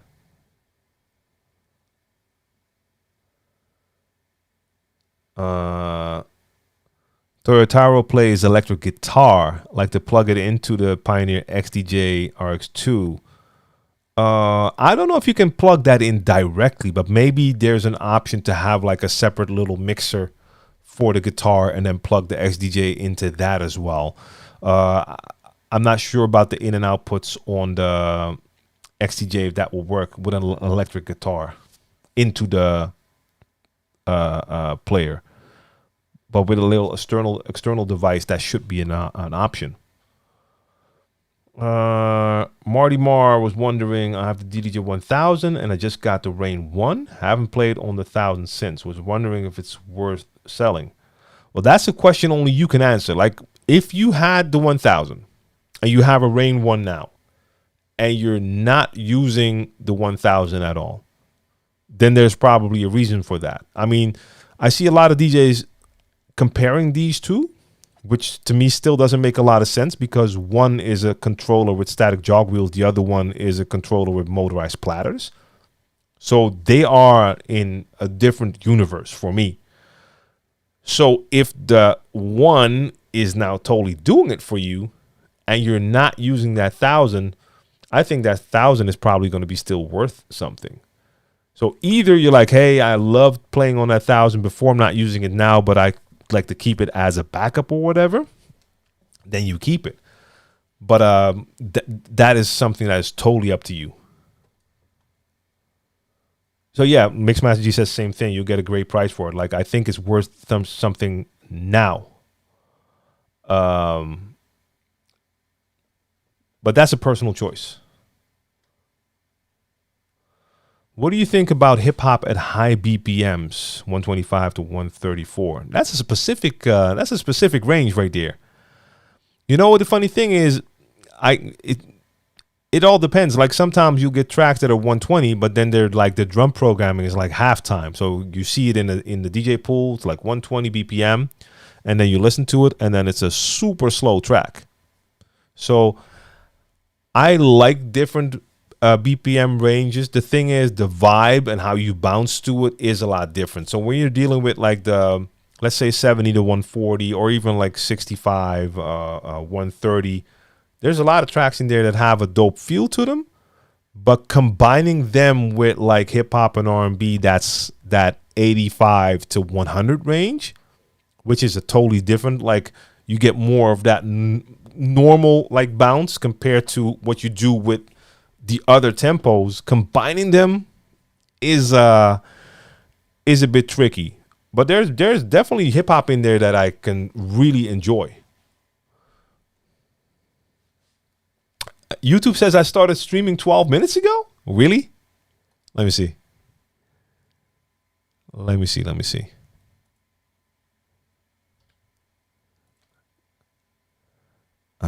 Can I see that here? No, I can't see that here, actually. Probably have to log into another account. Not my actual account.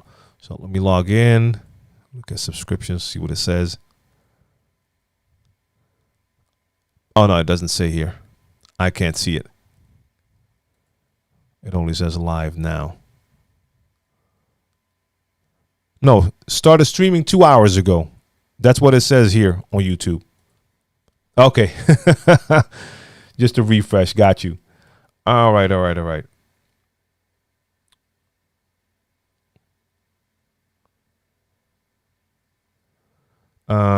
Tell something about a PA system for a 100 people event like a wedding. Same thing with speakers and PA systems. I know nothing about them as far as recommending a system for 100 people, 500 people. That is really a mobile DJ, wedding DJ type of knowledge, and I just don't have that. So maybe someone in the chat does. So JS Rock is already here. Check out Alto. I have no experience with it. All right, Joe DJ has one last question. What type of vinyl needles would you prefer? Autophone VNL or the Gicos, considering a replacement for the Shure? I saw those Gicos on Amazon. I find that the Autophones are a problem because you have to choose what's the best type of needle. What do you think? Gico. I love, absolutely, I love my Gicos. Really. Now, I can't do the proper comparison. I have Shure M447s. One is dead. The other one is totally worn out. But they feel like I remember my Shure's feeling. I love the feeling. Where's the box? Oh, the box is not here. Okay. You can go back. If you go to Twitter, if you check my Twitter now, well, not now, after the stream, twitter.com/DJ TLM. The pinned tweet at the top is from last week's live stream, vinyl edition, and that's using the Gico, the replacement. Not just the needle, I have the total replacement for the cartridge and the stylus. Love them. I haven't tried the VNLs. I've heard different stories. Some people liked them. Some people were less happy, and I understand you need to choose the best type of needle. And right now I'm working with the Gicos, and I really like them. Before 2020, I stopped enjoying DJing because it seemed like everybody only cared about being on their phones. Yeah, I mean, I haven't had too many events where that happened, but I have seen footage of DJs, and I see like entire rows of people on their phone. Like, why are you at the club?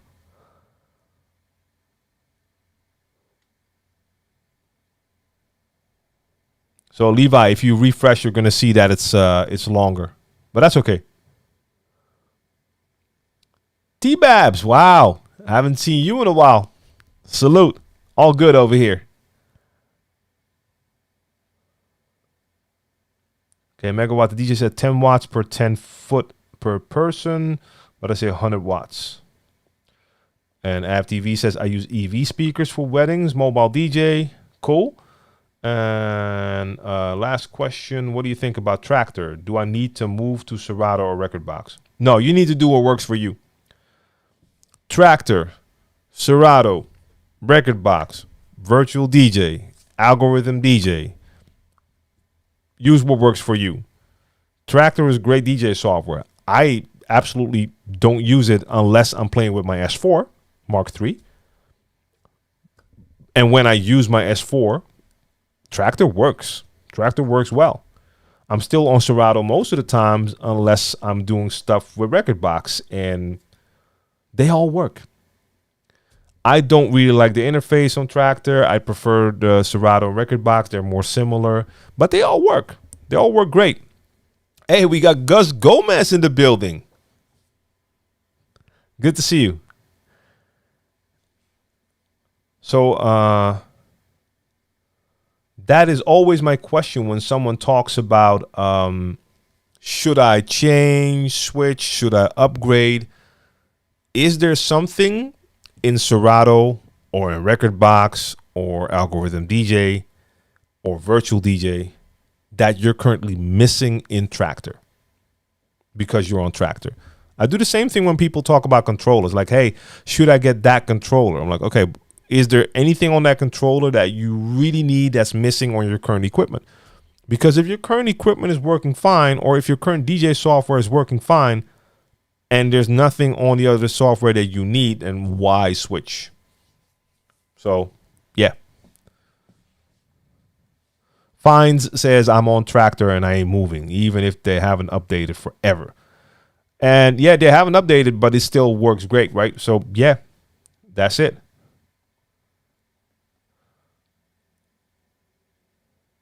Okay, so we got a couple people with all the speaker suggestions. Love that. Sharing the knowledge, that's what it is. So yeah, like Gus Gomez says, like the only reason to change would be choices. There's a lot more hardware for Rekordbox and Serato. So that all depends on if there's anything missing again. So for instance, if you're, let's say I have the S4 Mark III. Let's say that would be my everyday controller. If I see that, and it has the motorized platters, the Rain 1 in that case might be something that would catch my attention. Like, hey, the S4 works great, but those jog wheels, even though they're motorized, they're very small. That Rain 1 has bigger jog wheels. How does it feel? Oh, damn, that feels dope. If I would want to make that switch for that hardware, then I would have to make the software switch. But otherwise, yeah. Tractor is missing elastic beat gridding, but I'm not dead because I don't have it. Yeah, but that's the case. Like, do you need it? For some people, it will be like, hey, that feature, I need that. I'll switch my software to make it happen.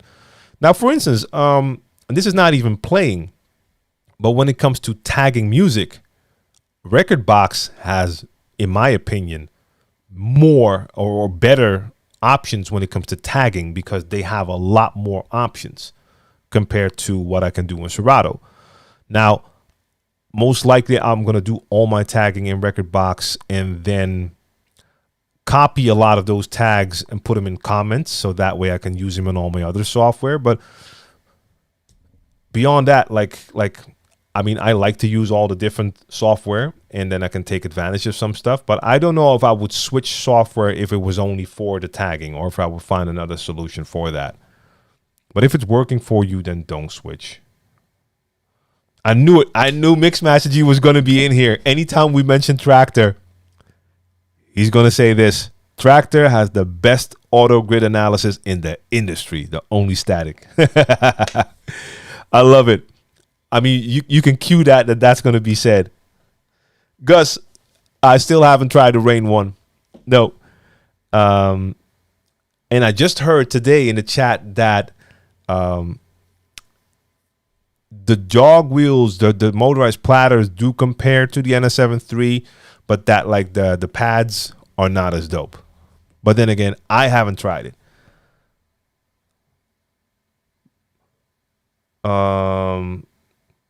Thinking of getting that or 2 Rain 12s in the S4. I mean, you have a ton of different setups or you've sold a bunch again. I think in your case, probably get that Rain 1 instead of 2 12s and an S7. Just because you already have a bunch of other setups and the Rain 1 would be a dope all-in-one device. That is the thing that is attractive about it. Mo Cheese, have a good evening. See you next time. I'm back on Monday with a mix, and on Wednesday, I'll be here. Mixmaster G is out too. Hey, I was supposed to stop at 10 my time. It is now 10:40. So I'm going to be out as well. Oh, wait, Gus, you sold the... Okay. So now you're on the XZ. You switched around quite a bit. I know that. You had quite a bunch of different ones.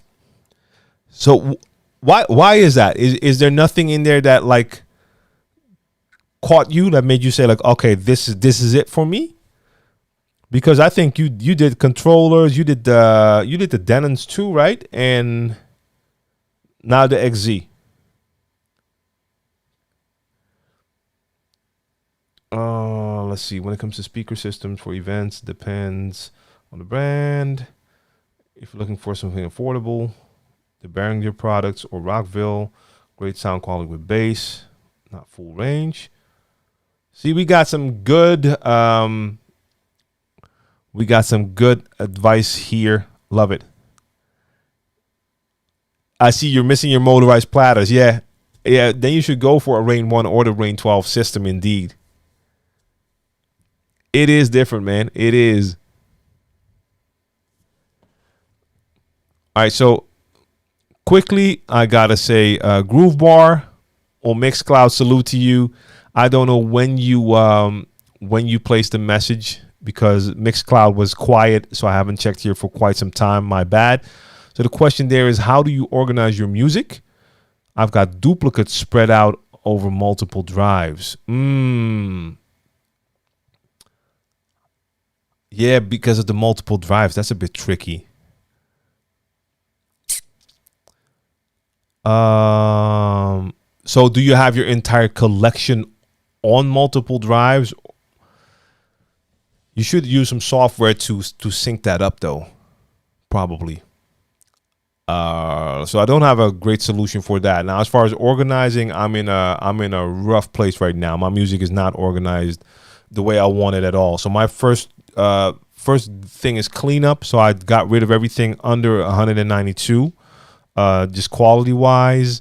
And what I'm going to do now is every time I make like a selection or a folder for my next stream, I'm going to tag the hell out of those songs.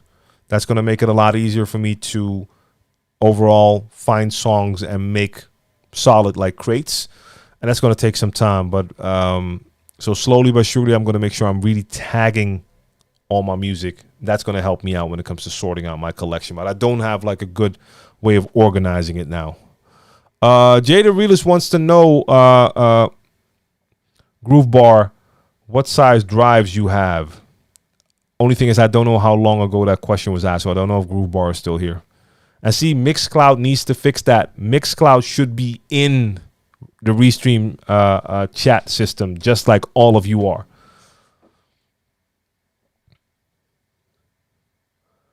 Gus, no. I mean, it's, you know what it is? And that's the thing I kind of hate about the government here. Every time things are looking a little bit positive, they overdo it. So they did that twice now. So like months ago, when there was the first signs of the Delta, they actually opened everything up here. So yeah, that only went well for a little while. Then the cases went up. Then they shut stuff down again. Now they lifted a lot of restrictions a couple of months ago. And then a couple of weeks ago, they decided to lift more restrictions. So all of a sudden, there was no distance, no masks, just nothing, except for if you want to go to restaurants and clubs, you have to have like your QR code to show that you're either vaccinated or that you've been tested in the last 24 hours. But they put too much freedom in the hands of the people. And the people don't use that responsibility well. So our cases are up again. So yesterday they announced like now you do have to have masks again. And I know some clubs were open and they were allowed to be open, but you had to do the QR scan and they had to have like a limited capacity. So it's up and down. I mean, in September I had gigs. Then they had new restrictions and all of those festivals were canceled. And so I'm still not back to gigging. I have a gig this month, but it's not even in a club. I have a booking in December. So yeah, slowly. It's happening, but slowly. Then you have artists over here and also some DJs that then cancel their bookings and tours because of the whole QR code system, because they feel it's not fair for the audience. even though if people don't want to get vaccinated, they can just get a test and then they can go to a club. And to be fair, like a majority of the people has been vaccinated or are willing to get tested. So most people could come, but then you got artists canceling shows. That doesn't help either. Yeah, bro. I know like Florida is special. And I think Atlanta was on a different planet as well. Did Atlanta even have a shutdown? Like, I think they were open the entire time. I've seen like videos like at times when everything was shut down. And that's what party footage was like. What's happening? And Florida is different as well. I know that. But yeah, but like I said a little bit earlier, I don't think you were here yet.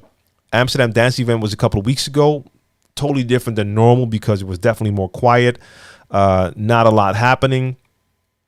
But we did have, when I say we, I'm talking about Brainpower and myself. We did have a quick 10-minute show during one of those events in a club. Now, in advance, they told us, like, yeah, we're doing everything according to code. So we got the QR scan at the door and limited 75% capacity. I don't think they were checking at the door. They definitely did not check us when we came in. They just let us straight in.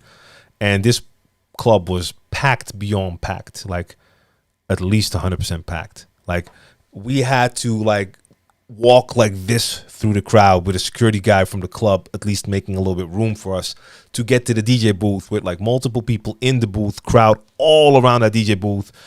And I don't know, I did not enjoy that feeling very much. Like this was a venue, low ceiling, no ventilation. And these were like student level people. So that's like the crowd that's definitely not looking to get vaccinated. And I don't know. I just did not like the crowded feeling anymore. I don't know. Yeah, like Jay the Realist. I know those were open, but I do think like they went up in cases like crazy as far as I saw. But yeah, it's a little bit different over here. Like I said, anytime there's like positive numbers, like, hey, the numbers are down, they open it up, but they open it up too fast. Like in the beginning, they had a pretty good system of like slowly lifting restrictions after a couple of weeks, looking at the numbers, then lifting a little bit more restrictions, then looking at the numbers. But no, numbers were positive. They opened everything back up. Now the cases are up again. And yeah. Hey, Black Bastard. So you're speaking Dutch. So you are from here. So you were asking about clubs for parties. And I asked you if you were from around my area. Look, I don't go to too many clubs, but like if you're looking for a smaller venue in Amsterdam, I would say look at venues like Bitterzoet. I don't know if they still have like spots, but we've organized events there. It's not that big. So I like the size of a venue like that. Yeah, but Gus, like a lot of times with clubs, I think it was also like really this club. Like normally when we do shows, a lot of times there will be like a back entrance or an artist entrance, and you get to a backstage, and from the backstage you can get on stage and do your gig.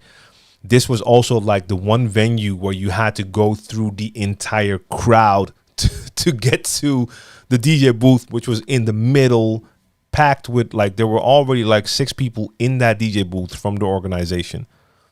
I don't know, it felt too cramped and too tight for me. And the funny thing is, I've never enjoyed crowds that much. I love playing for people, but besides playing for people, I like my space.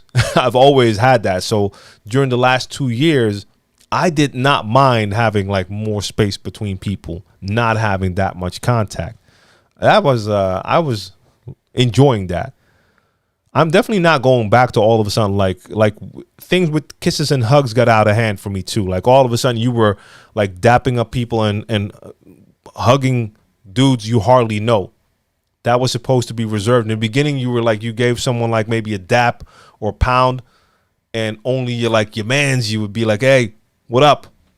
At a certain point, you were doing that with basically everyone, and like every chick you know doesn't just greet you, but they're all like kissing and whatever. I'm like, I did not miss that at all. So going back to clubs, only like my people are getting that hug. The rest is getting like the pound, and that's it. And definitely with all like the kisses, like they can miss me with that for sure.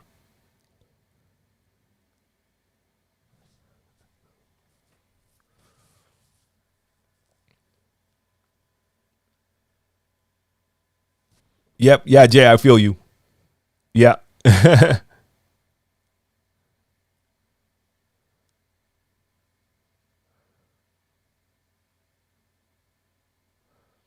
So that's really the difference depending on venues. Like rocking for 10,000 people is dope if you can come in through the back and just get on stage. Even clubs with like 5, 6, 700 people. And I mean, I've been to plenty of clubs where I had to go through the club. It's not like I mind doing that, but now this was my first time going into a club again, and it was like the most crammed up, packed situation. I was like, ooh, that contrast compared to the like basically 2 years before of like space was really weird. Daniel Peterson, what up? Yep.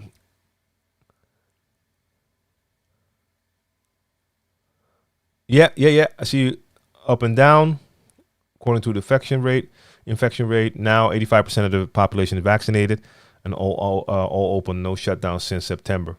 Oh, but September's not that long ago.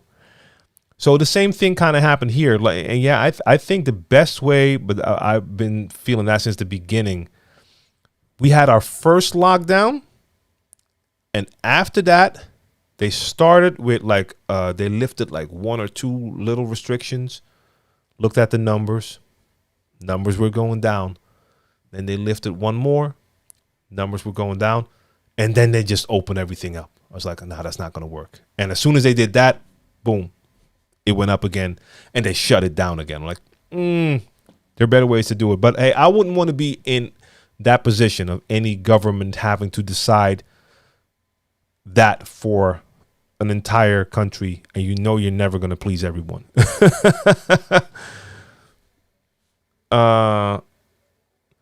There you go, Gus. At the point where I got my people to come and set up everything, I just walked in with security.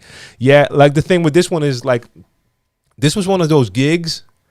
It was an event during Amsterdam dance event. This is like a DJ team. They had their own event. They always pull a large crowd, and within their show, within their set, they had like a couple of surprise performances. So there was no setting up. It was just their DJ booth. We got in the DJ booth. They gave Brainpower a mic in the DJ booth. I just put in a flash drive, got our instrumentals up, and we did a set. So there was no setting up. And yeah, we did have like a security guy from the club. He saw us walking in. He saw we had our jackets on. It's like, yo, wait a minute. Then he recognized Brainpower. So he saw like, okay, they need to go to the booth. So he basically just walked in front of us, which created a little bit of space, but just enough to walk through. Like for normal shows, when we have events, it is different. Like during our last tour as well, then we come in and the sound man, we have our own engineer. I don't know if you heard that one. Okay. He will already start setting stuff up, and then all I do is set my stuff up and we're good to go. Daniel, I don't know if 2 months is open is longer than most countries, depending. Like some countries, they did it right from the beginning, and they were like open after 2 months and open for a long time. Look at places like New Zealand. It's easier because it's like an island. They shut everything down, and within like no time, they were down to 0 and opened everything up.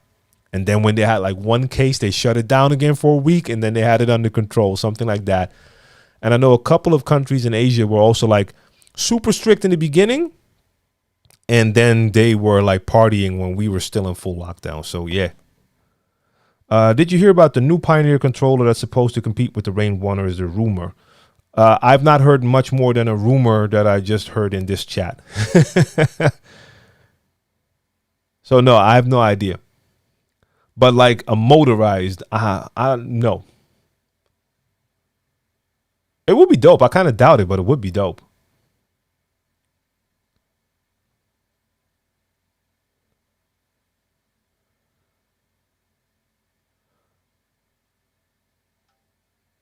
All right.